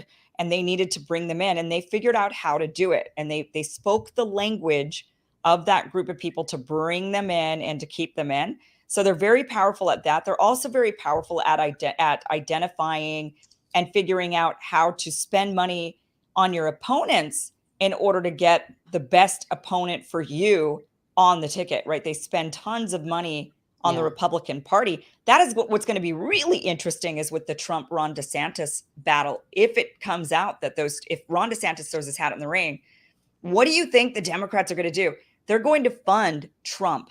They're going to actually put a bunch of money behind. I mean, I would just imagine they know that Ron DeSantis would be much harder to beat than Donald Trump. Agreed. Yeah, but can't we go back and recognize that Pied Piper strategy just really didn't serve? Like, when will they learn that that's just not the good plan? It did work this time. It worked in this I'm election. talking about in 2016. Like, that's what Hillary Clinton's big plan was. Right. Yeah. Right. But see, it that didn't work. backfires. That's what I'm saying. It's like they think that's a good plan, but it backfires. And I just think Trump's group is smaller and smaller. His niche is smaller and smaller. But I think they think that too. So that's why they would back him to try to get him reelected or Yeah. to get him the nomination over Ron DeSantis. They would do whatever they could. And it would be really interesting to see what it is, those operatives, those consultants, what they would advise them to do. Would they start advising all of the mainstream media to start talking good about Donald Trump in order to get people to, maybe say, oh, okay, I guess, I'll take another look at him. And I guess he's not so bad. Like, would they tamp down on the negative press for him? Would they ramp it up? Like, what are these consultants going to say in order to meddle, quite frankly, with the elections? They talk about Russian disinformation all the time coming into our country and putting a bunch of information on Facebook that duped America into electing Donald Trump in 2016. Meanwhile, they do the same thing, with elections by pumping a bunch of money into the Republican side to get to boost up certain people and to even diminish others in order to get an opponent that they would rather face. And so they're doing it all the time, interestingly, spending money in order to sway voters in a certain direction that they know is ultimately not in their best interest. They do this maliciously on purpose. That would be actually the definition of, I believe, disinformation, right? When you are actively trying to persuade somebody to do something or to think something that is fundamentally against their own best interest. But they're doing it all the time. So it'll be really interesting to see if they fund and boost up Trump somehow in order to get him to be the nominee rather than Ron DeSantis. I don't think that you'll would be be really able to interesting. draw the lines. I don't think you'll be able to connect the dots. Like, I absolutely agree with what you're saying. Like, there will be people in that system be like, all right, we got to put money there, but it will be from nobody will be able to trace the money. That's what I think. I don't know if I agree with that. If only from this perspective, we've already heard the chirpings of, some of the biggest, DC pundits for the Democratic Party saying that DeSantis is more dangerous than Trump. Oh, this guy's a smart Trump. He's going to do this, that, and the other thing. So I'm not really sure. I think they definitely want them to go at it because I think it would be a ratings bonanza if they do. I think that probably more than anything else is what corporate media is concerned about, is what's going to continue the meal ticket. And it'll certainly make for great TV. It'll obviously give a lot of channels the opportunity to talk about the issues of the day. But what we're fighting for here, as I'm sure you're fighting for in many ways on your end, we need a movement of labor in this country that is economically populist, that is not bought and paid for by corporate interests. There is a huge difference between union bosses and union rank and file. We know that down here in Florida, as I'm sure is the case in California. I've heard all about what's been going on in Los Angeles, among other places. How do you see, as we wind down the conversation, more or less the future of, what's going to happen here? Because the greatest unifier that I've seen is labor. Yeah. That is the one that brings the most amount of people together. In fact, I always like to bring up what just happened when we were at the polls a week ago. There was a gentleman who was a firefighter who's in the union and was supporting a handful of candidates, and he is as Trump DeSantis as it gets. And he is for a living wage. He is for universal health care. He is for a clean environment. To me, you may not like the fact that he supports DeSantis, but he is going to support the key issues that we're fighting for. To me, that's what's most important. Yeah, I agree. If we can really rally around those messages and not care as much about left or right or who you vote for, but just holding together with these messages, there might be some ability for change, some real true ability to make some sort of change and to elect candidates. But I do think that it requires all of us to abandon then, well, I always vote Democrat or I always vote Republican, or, you just got to vote for the person that's actually saying that they're going to make these changes and that they're going to somehow caucus together on those issues when they finally do get into those positions. That's what we could hope for sure, somehow shifting the message towards that. Yeah. What are you working on these days? Like, what topics are you working on? What are you focusing on? I mean, I know you do a lot of research and you're always like digging around. So what are you working on? Well, of course, there's the war. Ukraine is a big one, and that's always changing. And there's a lot, that one's difficult because there's only one narrative that comes out in this country that we're able to see. So having to constantly do research on that and looking that up is challenging, having to go through. So I've been focused on that. Also focused on still COVID. There's still a lot of, chatter about what we're going to be doing this winter in regards to that. And so that is still very much affecting people's lives. And then, of course, the election. I mean, obviously, I've just been really following this. And, I do live in Los Angeles. We're still in a hot mayoral race right now, still waiting for that to be called. Are we going to have the establishment Democrat mayor like what we've had all of this time? Karen Bass has been backed by every single establishment Democrat that you could think of, minus Gavin Newsom. He declined to actually endorse anybody in the mayoral race. Or we've got Rick Caruso, who's basically a Republican. I mean, he's running on the Democratic ticket. He claimed to be a Democrat, like as of yesterday, kind of a thing. He's never been a Democrat. He was always a Republican. He changed to independent, I think, as a transition, and then claimed to be a Democrat. But ultimately, he's running on all the Republican policies. And they're neck and neck in a place like Los Angeles. And that's another thing with this election that I found really interesting. When you look at New York State, Kathy Hochul and her challenger, and then you look at Lee, and then you look at what's gone on here in Los Angeles with the mayoral race. And the fact that these two races are so close, I mean, here in LA, it is really neck and neck. We do not know who's winning that. Right now, I believe Karen Bass is like 6,000 votes ahead of Rick Caruso, and they still have about 400,000 left to vote to count. Right. So that is still a neck and neck race. And just even the New York governor's race, the fact that a Republican was able to get so close. I mean, what was the final number on that? Was it like 46% the Republican ended up getting? About a 7-point swing. But ultimately, as a result of, I have a very strong opinion about AOC when it comes to Washington, D.C.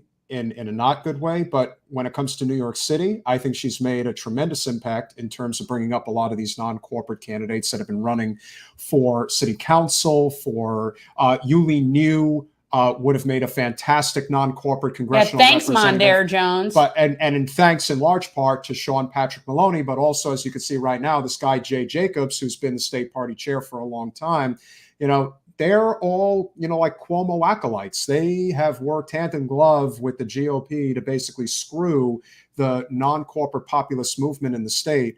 And by just doing the same thing over and over again, you get this guy like Lee Zeldin, who is another Looney Tune who is running.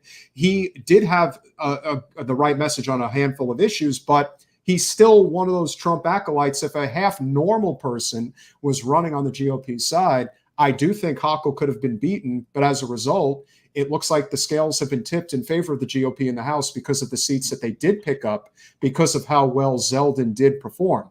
I would say the best silver lining is the fact that Sean Patrick Maloney got knocked out of Congress.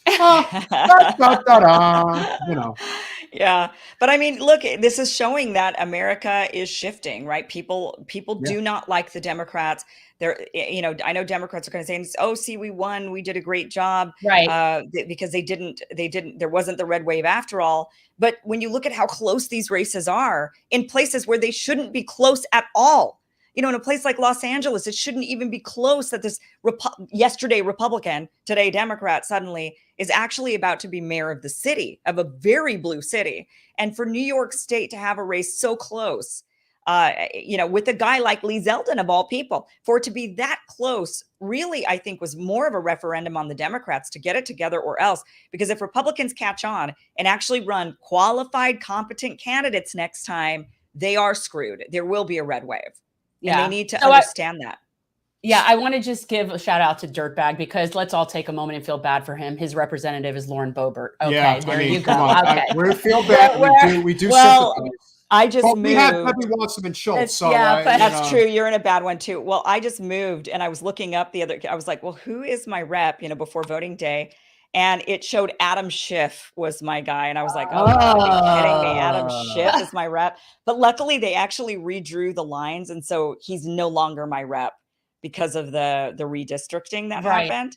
So I don't remember the name of the guy who's actually my rep, but I was just about to die thinking that it was Adam Schiff. It used to be Ted Lieu, where I was living before. and he's pretty bad too. But Adam Schiff is like one of the worst. Schiff is as bad as it I gets. can't help but thinking when you're talking about the Democrats and what's the lesson that we could all take from this election, and the Democrats are looking at it with, it's all this hubris, right? Like, look how good we are. We did so good.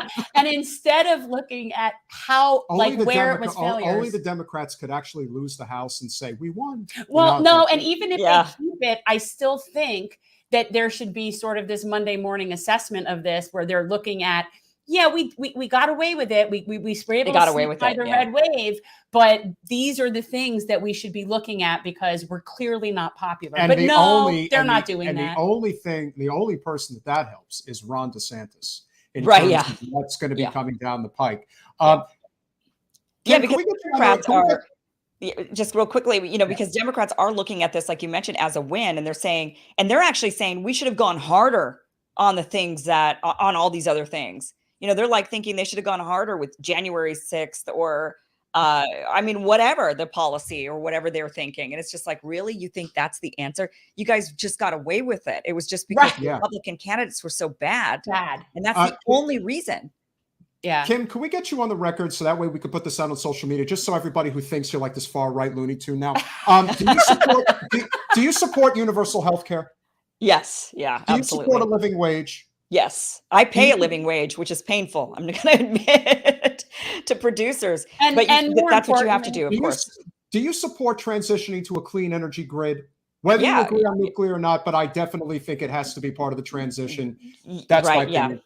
We might disagree on how to get to clean but energy. You agree that we need to get off of coal and natural gas. You believe that we need to do that. Okay. Yeah. One more. Okay. Will you please tell the people that you're not a transphobe?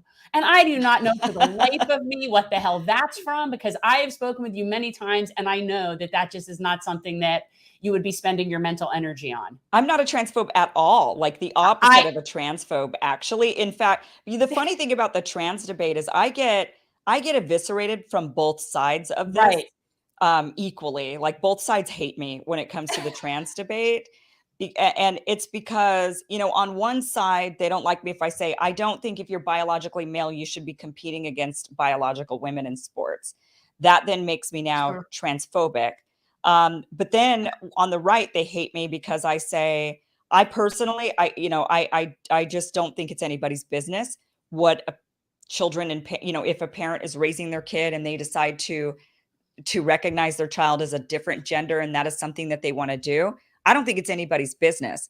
And they get mad at me for that, saying like, oh my, but it's children, Kim. Like you're just going to let people mutilate children and do terrible things to children. And it's don't.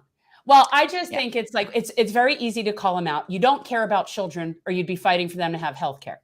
You don't care about that. And in our state, one of the biggest things that we saw with DeSantis and with our legislature is this whole like right push that not just the don't say gay, but the censorship and all that stuff we're really seeing definitely on the right. And you see them like with this very distorted view about that, what we're teaching kids. Like it's really just ridiculous. It's not based on any sort of reason. And people get very caught up in this issue. They get very caught up in the trans issue. It's like this big. And it's such a small, like how many trans people do you know? I know a few. We know a few. Yeah. But most people know like maybe one, if that, right? They don't have a lot of, I know one of my best friends is trans. And another, I have a family member who, so, it's just, but it's such a minor issue. Like even in speaking to them, they don't have a problem. And one of them, by the way, is very Republican, ultra on the right. But it's such a fringe issue, like so I don't even know why both sides have decided to latch onto it as like the thing of the day. It's the right attacking and the left defending. It is any excuse not to talk about non-corporate economic populism. That's anything to avoid talking about the fact that you don't have a living wage, you have no health care, your water is poison, you have endless war. But worry about the bathrooms. There is no criminal justice reform. and you ain't getting no clean energy Well, grid anytime soon. But you're going to get some wildfires out where you live, so enjoy that, because that'll be great. I think that Right. what pisses me off the most about the right in our state is they talk all this time about parents' rights. It's parents' rights. They use this sort of cover of parents' Yeah. rights, basically. But then, interestingly, so parents have rights regarding what their kids learn at school and about if your teacher can show a picture of their same-sex spouse on their desk, right? Parents have rights about that, but yet parents don't have rights to work with their children and their doctor about what their Right. children's The best treatment for them. correct. So Yeah. it's just so interesting. Like, well, where are their rights? I don't quite Yeah, get that. and you know, I'm just very consistent. I feel like when it comes to like medical, for example, I'm pro-choice, and I've always in everything, and I believe in that. I believe in staying out of it, staying out of what doctors. We can have discussions and debates and educate, I think, a population about maybe better what we might consider better choices, right? When it comes to certain, but I still believe in the choice and the option for everybody to practice medicine and for people to make choices for themselves and for their children that they see fit. And that upsets everybody, actually, on both sides, depending on the issue. That upsets everybody. But you know, that has been my stance on it, is I am pro-choice when it comes to medical treatments, pro-choice when it comes to whatever you think is best for you and your family, when it comes to anything medically at all. And it's just really none of my business. I don't know your situation. I don't know you. I haven't been there every day to assess it. So why would I suddenly be the person to come in and say, no, you cannot do this thing that you think is the best thing for you and your family? And that was more or less the same argument regarding COVID.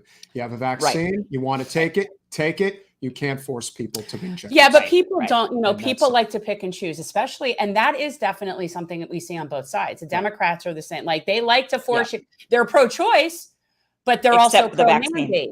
Right. So that, right. It's just they pick and choose like what they support. That's not, we're pretty consistent. Somebody brought this up the other day and it was a great point. And look, we're pretty friendly with Walker Bragman, but he's definitely one of the loudest in the room. He was on the podcast the other day. He's like, well, we're going to have to mask up again. And I'm thinking, how many potentially billions of masks do we have now that are just going into landfills? And I said to him, like, listen, there's only one mask that is proven to actually, and that is the N95 mask that surgeons wear in the hospitals. You can't just readily get those things. Cloth masks do not work. Right. And the idea that you want to push that narrative, to me, it doesn't allow us to get to the conversation of universal health care, living wage, things like that. Yeah. Boy, didn't we squander an opportunity with COVID on that? I mean, that was the thing everybody should have been marching in the streets for, was suddenly, I mean, we could have built a medical industrial complex, right? Like wartime effort to build up a medical system that would treat everybody the way they did in China, right? When they just like had pop-up hospitals that suddenly in 10 days were built from the ground up. I mean, had we put mass effort towards that and then employed people, then we would have had a medical industrial complex that they would have needed to keep going, because you can't suddenly fire a bunch of people and have them lose their job and think that that's going to be politically a good move, right? So they would have had to keep, it would have been no different than World War II's in the military industrial complex effort. And that's one thing I was advocating for early on in the pandemic, just like, this is the time, guys, if we're going to build this up and if we're going to basically put a system together to where everyone will have medical care, now is the time to do it. A medical industrial complex, they will not be able to shut that down. And whatever, I don't even know what they did. What you wasn't that. What you are doing is putting a perspective out there that not everybody necessarily wants to listen to. I always defend you. I find you extremely smart, well-spoken, and very well researched. And I don't understand how anybody, like, it's people get really fixated on like the talking points they want to hear. And if they don't hear it exactly that way, then you're not on their team. And it's really frustrating. We really have to get out of the echo chamber. That is very necessary, because again, I think the three of us are very much civil libertarian. Not everybody is, but that to me, the libertarian left, if you want to call it, is live and let live with a legitimate, there's your constitution. I don't go legitimate social safety net.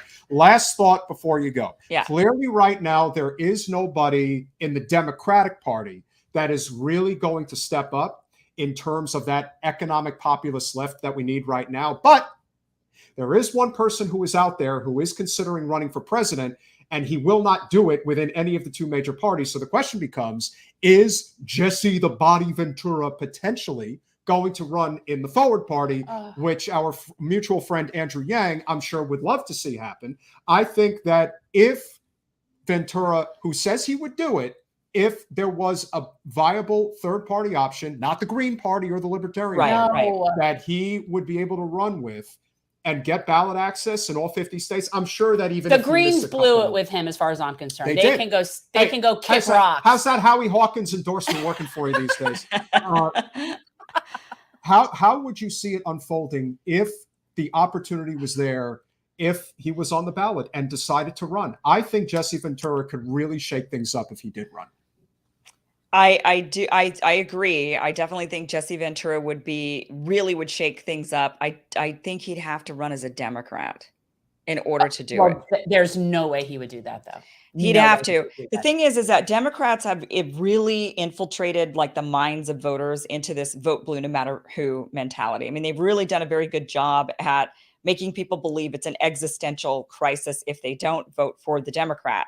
Republicans have not done that. So they used to have that with the Christian right when people were way more religious and they believed that it was either vote for the Republicans or, hell will come upon us all, the fiery depths of hell. But that's not the case anymore, right? Republicans are less religious than they were. And so they don't have that ideology. They don't have that morality reason to vote for another Republican. They're voting. Republican voters are mainly voting because they agree with the policies. I mean, that's like what it boils down to. But Democrats are still voting based on just morality. I mean, they now have care about their feelings and fear. Well, right. But they've captured the morality vote in a different type of morality. So unless Jesse Ventura is going to run as a Democrat to make those morality Democrats feel good and say, well, I can do this because you still have the D next to your name. So it's okay for me to vote for you. Because Republicans will vote for him if they just like him. They won't care about the D or vote for him. So the question is, does he even need to attract a lot of Democrats? Because they are not the majority party in this country. I still think he would need to. Yeah. In order otherwise he'll split the vote. I'll say this. If he did run as a Democrat, I do think he'll go where Bernie wouldn't go. Oh, yeah. And he would. Is key. But he won't run. He won't do that. Like, if he's not willing, with those parties. Yeah, that's the only way. If he's not willing to run as a Democrat, then I'm not taking him seriously. Because I feel like unless you're willing to challenge the system, unless you're willing to challenge the establishment, then you're not really going to challenge the establishment. I mean, you can't run a campaign as an independent saying, I'm here to challenge the establishment without really being willing to challenge the establishment. Then you'd be a hypocrite. And right now the establishment is the duopoly. So that's the first thing that has to break. All right. Anybody out there? Somewhat, Anybody out there who criticizes Kim Iversen again, you're on my shit list. That's all I'm going to say. I just don't understand it. Good God. You literally came on here. You're here. Kim Iversen saying, no, Jesse Ventura should not run as a third party candidate. He should run in the Democratic primary. You heard it here. And go where Bernie Sanders wouldn't go. Oh, people, leave Kim alone. But there is it's fine if they don't like me. No, it isn't that they don't like you. I mean, they might not like you. It's that they're misrepresenting you. See, that's what bothers me. And that's what happens a lot. Yeah. I don't know why. Maybe I'm not speaking clearly. Maybe I don't know. I don't think it's you. I'm pretty sure it's not you. Gotta tell you. Well, I know you said that you thought my Trump was good. I got to give you one more before. All right, here you go. He's got to do it. Gross. I just have to say, it's really great to see you, Kim. I have been waiting the longest time for you to come on the show make my pitch. Jen, good to see you, but come on, it's Kim Iversen. So gross. That's a good one too. I'm really able to get away from Hillary as often as I can, and with the election season not too far away, just remember Bentonville, Arkansas. I got my own library. It's really nice, but what's even nicer is that I've got my own apartment on top. So if you're ever thinking about getting away, just give me a call, and nice to see you. You should be in prison. I don't know what you're talking about, Jen. Whatever. Just, we'll see you on Epstein's Island. I have never been there. Yeah. You can't prove it. Oh, yeah. And just remember, I make the law. That is great. It's so gross. Like, it's very methody, and it's so lechy. Oh, he would so hit on you if he had 2 seconds to make it happen. I honestly could. Do you have a Trump? Do you have a Trump mask too? He does. Oh my gosh. He does Trump. What else do you have? Bernie. Bernie's That's total oh my ingrate. God. Ron DeSantis. He's a Ron really DeSanctimonious. he is a really sanctimonious person, and I know what that word means. Believe me when I tell you. I made him. He totally became governor because I christened him here in Florida. I am the king of Florida. I am the king of America. And tomorrow we will make a big, beautiful statement. It's going to be great. It's going to be incredible. You're going to love it. It'll be the best one you've ever heard. And by the way, Jen, and by the way, I forgot to tell you this wonderful, incredible thing. You know, my daughter got married this weekend, and it was really great. And do you know the song that we danced to? Do you know the song, Jen? No, I'm trying to figure out which the song was "Here Comes the Sun." Oh, it was really incredible. It was really wonderful. Who got married? Really Tiffany? Tiffany got married. Yeah. It was a really beautiful wedding, and here came the sun, and sure did it. It was great. I didn't even reckon that's a good one too, and I love how the mask is enormous. Oh, the mask, like his head, totally and it makes it because his head, right? It's really great. Well, it's really my personality. It's really great. So remember, tune in tomorrow. It's going to be wonderful. Is he announcing it tomorrow? Is tomorrow the big day? That's what he said he's going to do. Yeah. I mean, I don't know what he's going to say, but is he going to ride down an escalator? Or is it going to be a glass elevator this time? Is Melania going to be there? Is Melania going to be there? That's a good question. Is she going to be? I would imagine she's not going to be there, and it's going to be Ivanka. I don't see her going for a second term. No, I bet it's Ivanka. Ivanka's going to be the one riding the escalator down with her dad as the new first lady. You know, apparently, if nothing they win. incestuous looking there, mind you. I just don't understand. Well, and the other thing that's going to piss off the GOP, even though I am hoping and praying that Warnock beats Walker, but I do think that that's going to happen. Why are you announcing your presidential run when you still have a Senate race that's still going in, less than a month? I would think that that's not going to look too good. It's actually going to hurt. And it's all about him. Well, he's just a narcissist. He cannot not have the spotlight on him. And if you want the last, and I'll give you the last one, which apparently is my best one. So I like this. This is the only one that doesn't make me want to retch when I'm sitting here. Kim, I just wanted to come on here and let you know that you're doing a really good job. I don't agree with everything that you say, but I certainly appreciate your perspective. It definitely helps. Look, we've got to find a way to come together and fight on the key issues that everybody agrees about. Jen, good to see you. So, that's a good if you're not currently subscribed to the Kim Iversen Show on YouTube, make sure you go over there, give her some support, hit the like button, comment, and share it everywhere so that your friends know about it. She's doing it. Thanks, Bernie. Isn't that good? Yeah, that was a good one. That was a good one.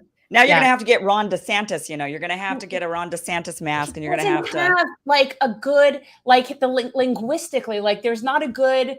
I don't know what you would call it. I just have to practice it. It's just not unique. Like there's not a particular sound. Like I don't even know if I would recognize his voice just from hearing it. I'm not sure I would. Yeah, he's not as recognizable. No, neither is like Biden. Yeah, and he can do a few little bits of Biden. I've said this to Jen. Kim, you're in LA. You're in the LA area. Do you know who Kyle Dunnigan is? No. Okay, so he has. I think he mostly does his stuff on Instagram. He's got the best Biden impression I've seen by far, and it's really, really, really funny. So at least there's one guy out there who could get it because all the other Biden impressions are terrible as far as I'm concerned. But there's really not that much there, as you would say. But the floor is yours. Anything that you want to plug, anything that you want to mention. Obviously, you've got a lot. You've had a lot going on, as we had talked about personally. So please plug whatever you want to plug before you go. Yeah, I haven't been able to post a whole lot lately because I moved into a new place, and actually, quite honestly, it was it ended up being a nightmare. Kind of like we discovered when we bought the place, like so many issues, so many problems that required our attention. So I've unfortunately been kind of buried in getting my house together. So that I'm a real estate agent, and I tell everybody the most important part about buying a house is the inspection. You have to. Our inspectors failed. We had so many inspections. We paid for like triple the number of inspections. They all came back with a clean bill of health. Mostly, I mean, some of them pointed out like little issues here and there, but nobody said anything major. We ended up getting into the place. We found mold in numerous places. We found termites, mold.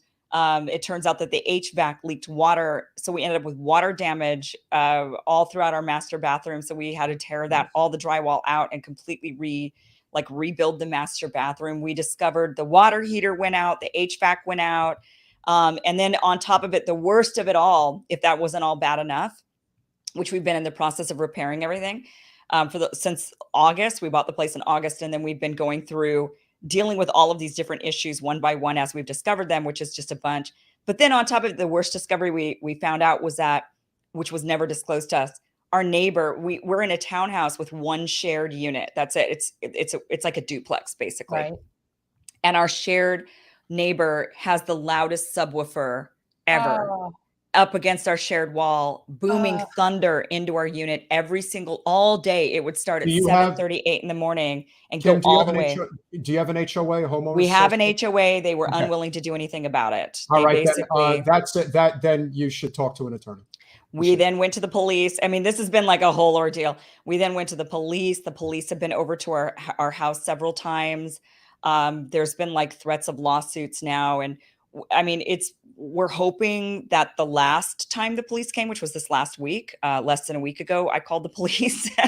He called the police on me first, actually. I didn't want to escalate it to police, but my neighbor, the neighbor called the police on me because we tried working with him 3 different times. We were asking him, can you move? We introduced ourselves. We're very, very friendly with him. Invited him over, for a drink, or I was going to bake him cookies, all these things. And he was just like, no, he shut us down. Was really hostile to our request about the subwoofer. Then he went to the HOA first and said that we were harassing him because we asked him 3 times. We went 3 times to ask him to not, to move his subwoofer, turn it down. So then he said we were harassing him. So then the HOA wouldn't take us seriously because when we then reported, we were like, no, we're not harassing him. We're having an issue with the subwoofer. They were like, well, you need to stop harassing him. And we were like, what evidence does he have of us I mean, we are not harassing people. But then, so after that, when they shut us down, I got really upset, of course, and I'm hearing subwoofer all day, every day. So I banged on my wall, right? Like any person would probably bang on the wall if they're like, knock it off, right? So I banged on the wall twice in 1 week, and he called the police on me for banging on the wall. When you have attached walls, you are only as happy as your quietest neighbor, or your loudest neighbor, rather. And that's it was really bad. So the police came up, and then they saw my recordings. I'd been recording this, like numerous dozens of recordings of this guy being super loud. And the police were really sympathetic. And then they went over there and said, we think you should move your subwoofer. But he didn't. And so that's why I had to call the police last week. And I'm like, he's been told and he's still not doing it. And then what's eventually going to happen is miserable. That if this miserable. becomes a small claims court situation, the best outcome is that he's going to get fined, and he's going to get fined every day. And the second it starts eating at his wallet, then he's going to stop. That's I totally. And we were ready to go down that path, but actually I consulted with so LA has its own noise department. I can imagine. Yeah, for police, and they're police officers, but they just specifically deal with noise. And I finally got a hold of them. It was hard getting a hold of them to, get an appointment with them. Finally spoke to them last week, and they told me it's actually criminal what he's doing. He could go to jail for it. So it's beyond, because the other officers that would show up would say, well, this is kind of civil and you're probably going to end up having to go to small claims court and stuff. And we were preparing for that. But the noise guys were like, no, actually, this is considered criminal. And this will be referred to an attorney, to the city attorney's office, and they'll actually fine him a couple of times. And then if he's still not compliant, they'll actually take the system. they'll confiscate the system. And if that doesn't work, and if he continues, then it would be considered harassment and he'll go to jail. So, I mean, they were like, it could escalate to that level. And I'm like, does this ever escalate to this level with people? And they say, yes. And I'm like, why are people just so crazy? Well, it sucks because this is how you move into a new place. You're living in Los Angeles. You should see what it's like down in Southern Florida. I mean, it's really been unfortunate. This is our first home. We've never bought anything before. We were super excited to get out of apartment life. We were looking for a single family home, but that's really difficult in LA. We ended up with this townhouse that's basically like a single family home. It has a yard, and it's big. And we were just thinking, okay, one neighbor. Like, how bad could one neighbor be? And it turned out he's the worst neighbor either of us have ever had. And we've been living in apartments our whole lives. That's horrible. And he's the noisiest person either of us have ever lived next to. So that has been our big, big, big issue. So I haven't been posting a whole lot. Where are you? I'm in LA, like in the Valley. Now I moved to the Valley. I was down in Venice for like 10 years. But so that's why I haven't posted a lot. I've been very, very preoccupied, unfortunately, with trying to solve this noise issue on top of all of the construction, rebuilding. We had several rooms with mold that we had to renovate. We had to remediate all of that. So we've been really, really busy with that. I haven't been able to really post a whole lot. But the cool thing that's happening is that I am going to be moving to pretty soon. I'm not 100% certain on the date yet. It might be December 5th. I'm moving to a 1-hour live stream Monday through Friday with Rumble. I will be exclusively on Rumble doing a 1-hour live stream Monday through Friday. I will still post some of the clips onto YouTube, but people will be able to now tune into that full 1-hour show, and it's going to be awesome. We're changing everything, the logos, the backgrounds, the studio, everything. Cool. It's going to be a major upgrade for the show. Rumble? So why do I not know? I mean, I'm old. And Rumble's like YouTube, but we're for like more, not as, we can say more. We can right, talk you're not about owned more. by Google. You're not right, owned by Google. Exactly. Okay. Yeah, there's definitely, I mean, it's definitely there's more of what you would call, the conservative side of media that ends up there. But the good thing about Rumble is that you basically don't have the same suppressive tactics that YouTube has. Maybe we should go there. Would you say it's that difficult, Kim? For our channel's about 8,000 subscribers. We're so sad. We're small but mighty. We're trying. I think, definitely, I think you should be everywhere. Like, you should definitely be on Rumble. I've struck a special deal with them where I'm exclusively going to be on Rumble. So I'm moving my show, the Kim Iversen Show, over to Rumble. That is where I'm going. That's where I'm going to be. I will post clips onto YouTube, but my show is going to be exclusively on Rumble. You could do it, where you're everywhere. And I think you should absolutely do that. And Rumble is growing. Yeah, it is. It has been known for being more on the right, with having a lot more right-wing creators at first, but they've been attracting a lot of left-wing creators as well. That is who they're definitely trying to get more people on the left on the platform to balance it out. So it would definitely be a good place to go. Okay. Well, that's good to know. I get along very well with people on the right. I don't have problem. I get along with people. Like, it's not that complicated. As long as it's more like libertarian, I think. Which is, and the truth is, I'm when it comes to civil rights, I really am. I mean, I believe in a social safety net.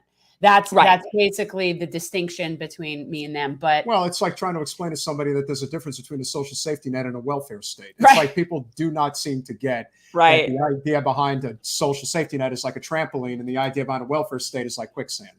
But I know a lot of libertarians on the right who are also for, like universal health care and forgiving student debt. It's fiscally smart. And a lot of them recognize that's the better way to go financially. Yeah, the younger libertarians in particular are thinking, okay, we want to have maximum freedom, and maximum freedom includes not having to stress out about medical and not being burdened with massive medical bills. Maximum freedom includes not being burdened with massive student loan debts. They understand the concept of maximum liberty and freedom. And they understand what it takes to get there. And that's what they believe, so I do think there is a shift happening, especially with those younger libertarians. Yeah. Good. And that's good. And that is the conversation that we have to keep having. Kim Iversen, guys, if you're not currently subscribed to the Kim Iversen Show, please get over there. Please watch her clips, comment, like, subscribe, share. You don't have to agree with everything she says, but Lord knows, after the conversation we had this evening and the clips that will go up, people will be hearing the things that really matter, which is the primary issues we all agree on. If you ever need a token progressive, real leftist to come on and chat, let me know. I'm very happy to go on the right. I definitely will have you on my show for sure. I'm gonna, like I said, it's Monday through Friday, an hour long. So there's definitely I'm gonna be doing a lot more and having a lot of. So I'd love to have you on. Excellent. Kim, thank you for all you do. Thank you guys. Thanks for having me. Thanks for not misinterpreting me. I don't. I always have your back. Always have your back, friend. Thank you guys. All right. Bye-bye. So, because she's smart and does her research. It's fascinating. Start doing the. So for those of you who happen to like our conversation, or maybe just like us, it's possible. Please go over to patreon.com/generational change for as little as $5 a month. you can become a supporter of this wonderful, small but steady growing show, which is about to pass 8,000 subscribers finally. Woo! I figured out a new way to get some more people to sign up. Which, if you're not even subscribed, just hit subscribe. That's free. That is free, and that really does help. Then, of course, if you could be so generous to become a $10 a month Patreon, this is who we think could be potentially the Democratic nominee for president in 2024. Manchin parliamentarian, although if Joe actually runs again, even if Joe runs again, he's scared of them. He is scared of them. And you also get the Lulu sticker, right, Lou? So Lou understands. Don't very, her. very Lou. important. But if you are extra generous, for $25 a month, here comes the sun. It's really you get great. the generational change the jersey, and it's really nice. And it's got our little logo on the back, transforming politics into service. Thank you, Dustin. That's so nice. Thanks for the super chat. That means a lot, Dustin. Anyone who supports our channel is very much appreciated. Very much so. Thank you. Your guys and everyone who, if you don't know, when you donate to our show and all of the money that comes in through Patreon goes towards GenCore, which is our nonprofit organization. Mm-hmm. We do local community service. And now that the campaign season is over, that's pretty exclusively where the money will go. We did donate to non-corporate candidates during the campaign season. Possible that I might, coordinate some sort of phone bank for Warnock. Those are the kinds of things we do politically, but community is really where we spend the money. And that's what we're really trying to do here. So that's where all the money goes. If you are not wanting to give us South Florida, sorry, we're in Broward County. So somebody said, where is local? So we give money to our mobile school pantry. We give money to any kind of community garden that's being built. Actually, I give money to anything that good community organizers are on the ground working on. Bea Costa pointing out beach cleanups. And Travers, hey, listen, everyone appreciates a lame joke. Of course, Jen thinks my jokes are lame. So of course, you're in good company, my friend. So if you are so inclined, and don't want to put your credit card on the, you don't want to be a regular subscriber. You don't feel comfortable. You don't want to put it on the grid and constantly being charged, even though it's not a lot. But you could go to Cash App, $GenChange, and support us there, and that will be a big help. And of course, anyone who wants to give a super chat is always appreciated. So, dirtbag, she's not a rightist. We really do appreciate, and I think it was our good friend Oki who suggested that it is a good idea. That we do reach out to more commentators. Absolutely. Speaking of more commentators, we have an interesting show on Wednesday. On Wednesday, we are having our good friends Pat the Burner and Lee Clyer, or is it Lie? Is it how do you? Pat the Burner's coming back after the incident. Yeah, Pat the Burner will be on here, and is it Lee? Is it Lie?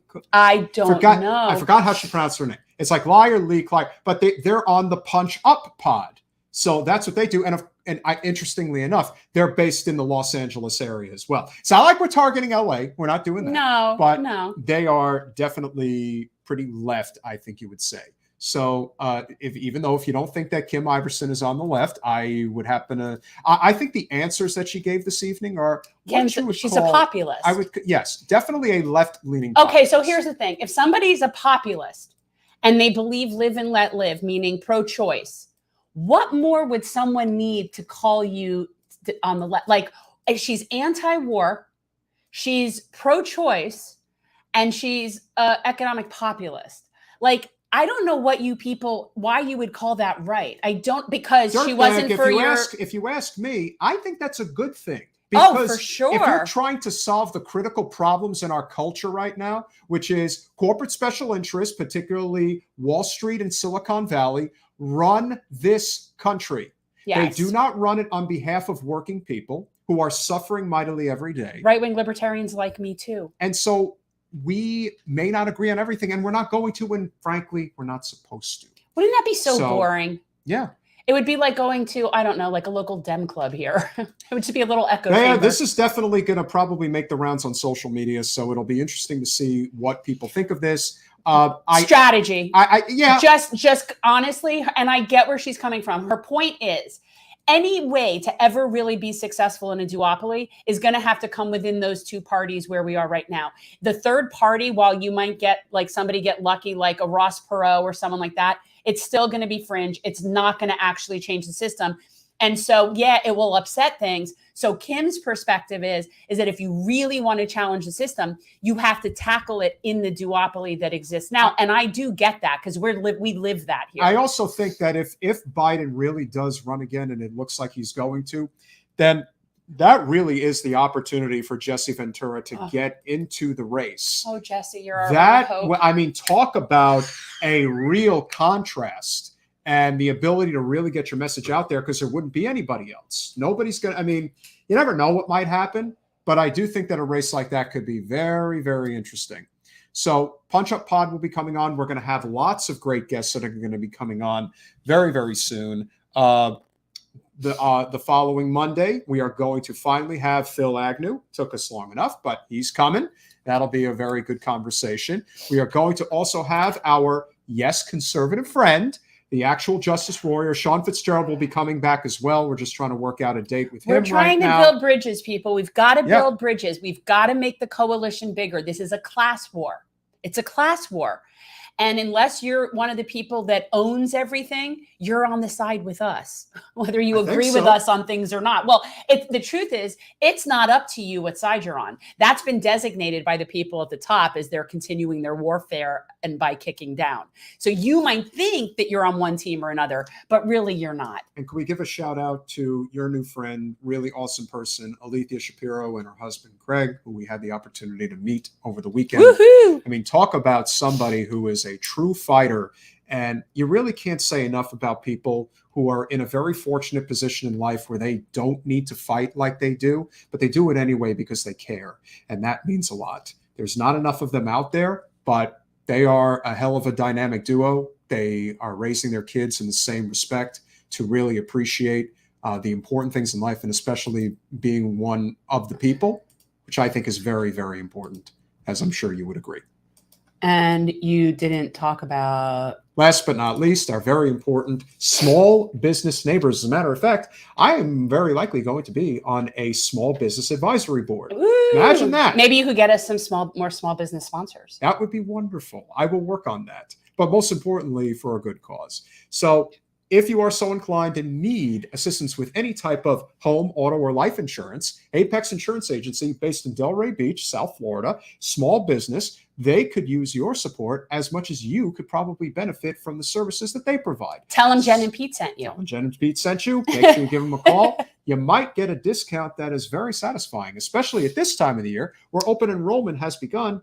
You definitely want to give them a call and at least check out their rates. Lord knows they're going to be better than the big box organizations. And if you guys want to shout out every episode, and for as little as $50 a month, every episode we will promote.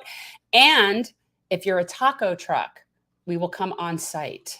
We will. I would do a live stream Jen from is your determined taco to get a local. We've got to go to. We're going to have to go to some of those like events. Yes, we got to get.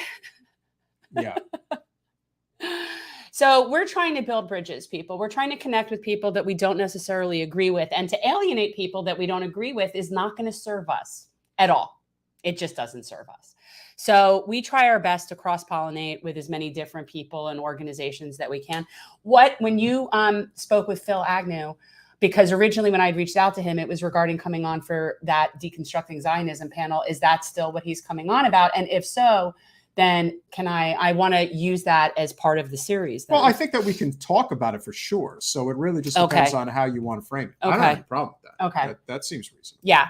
So that's...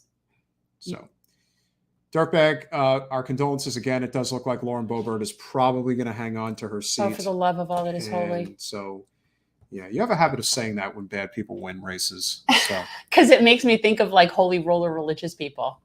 When people like her. Yeah, but I think she's playing a role. I don't really believe her. Just like I don't believe Marjorie Taylor Greene. I think that. I think they're very not smart. And they're going to have. I think they're not bright women. I will say this: if Trump is out of the equation, I don't really see how their star is so bright. They attach themselves so tightly to him. And I just think they live in very, very red districts as well. Like Marjorie Taylor Greene is Boebert's district is not as red as people think. But Marjorie Taylor Greene's district is. And then also who ran against Boebert, and what's that candidate like? Because there's a variety of, like, it's a bunch of variables. You can't just have a candidate that you want to get rid of. You actually have to have a challenger that's decent enough on their own. And I don't know That's what true. that challenger is. And I don't know. well, one more thing that I do want to point out, which is very important, obviously, as most of you know, Senator Masto retained her seat in the state of Nevada. But what's probably more important, in my opinion, probably Jen's as well, ranked choice voting passed in Nevada. So Nice. That's big, very big. And more of that needs to come. Yeah. So hopefully we will see more of that as we go forward. Meanwhile, the morons in Florida actually voted to take away one of the last bastions of like populism that the state had in its constitution. And so now that's gone. We had something here that was like a constitutional amendment committee that every 20 years, it's only every 20 years, this group gets together and it's about taking, I guess, comments and talking to the constituents, and they get things. It's a way to get stuff on the ballot without how difficult it is for regular people to get things on the ballot, right? So it's this one more step. And these people who just vote yes, because people just vote yes. So they put something on the ballot that says, should we abolish the whatever the Constitutional Amendment Committee, blah, blah, blah, blah, blah. And everybody just votes yes. And so they're getting ranked choice voting, and we're actually voting away the last bit of any opportunity that we had as citizens to have anything be put on our ballots. Yeah. Because that's how stupid people are. Yeah, unfortunately, Stupid. not the sharpest knives in the drawer. No. Got a lot of problems that we have to deal with on the regular. And Florida always seems to be at the bottom of the barrel. People just vote yes. Most amendments pass in I will most say places this. because people just vote I'll yes. say this. When people say that they don't have to see it in 20 years, and unfortunately, this is the state of Florida, a lot of people who voted against it are people that are not going to be here in 20 years. Well, So there's that. that's, There's that. I just think people just go vote yes. They don't even, first of all, I am a pretty sharp reader, and I have to sit there and really parse through the way those amendments, they're written on the ballot, because they use like a whole bunch of double negatives. They write it in such a way that it's so confusing. And so you really need to understand it. And most people don't even bother to read it. Nope. They just see vote yes or no. Yeah, sure, we'll vote for this amendment. And congratulations. We just lost seriously the last way that we had as citizens, short of how many thousands of signatures to get something on a ballot. Last topic we will not talk about this evening, but we'll talk about on Wednesday with the Punch Up Pod crew, obviously, is this big revelation regarding the SBF crypto scam, which apparently Mr. Bankman-Fried was the second largest donor of the Democratic Party, as well as the Biden presidential campaign. He gave the Democrats $40 million this election cycle alone. What's the scandal? Oh, just that the whole crypto system is collapsing, and apparently he's... So you're telling me that basically a fictional currency based off of internet voodoo is failing. Shocking. Billions, hundreds of billions of dollars apparently has been lost, including his fortune. Yeah, see, I would never have invested in that. That's just asking to be a problem. It looks to me like, I believe the highest that Bitcoin ever traded at, don't quote me on this, guys, but I think Bitcoin traded at like $60,000 to $62,000 a share at one time. Bitcoin today is at about $16,000.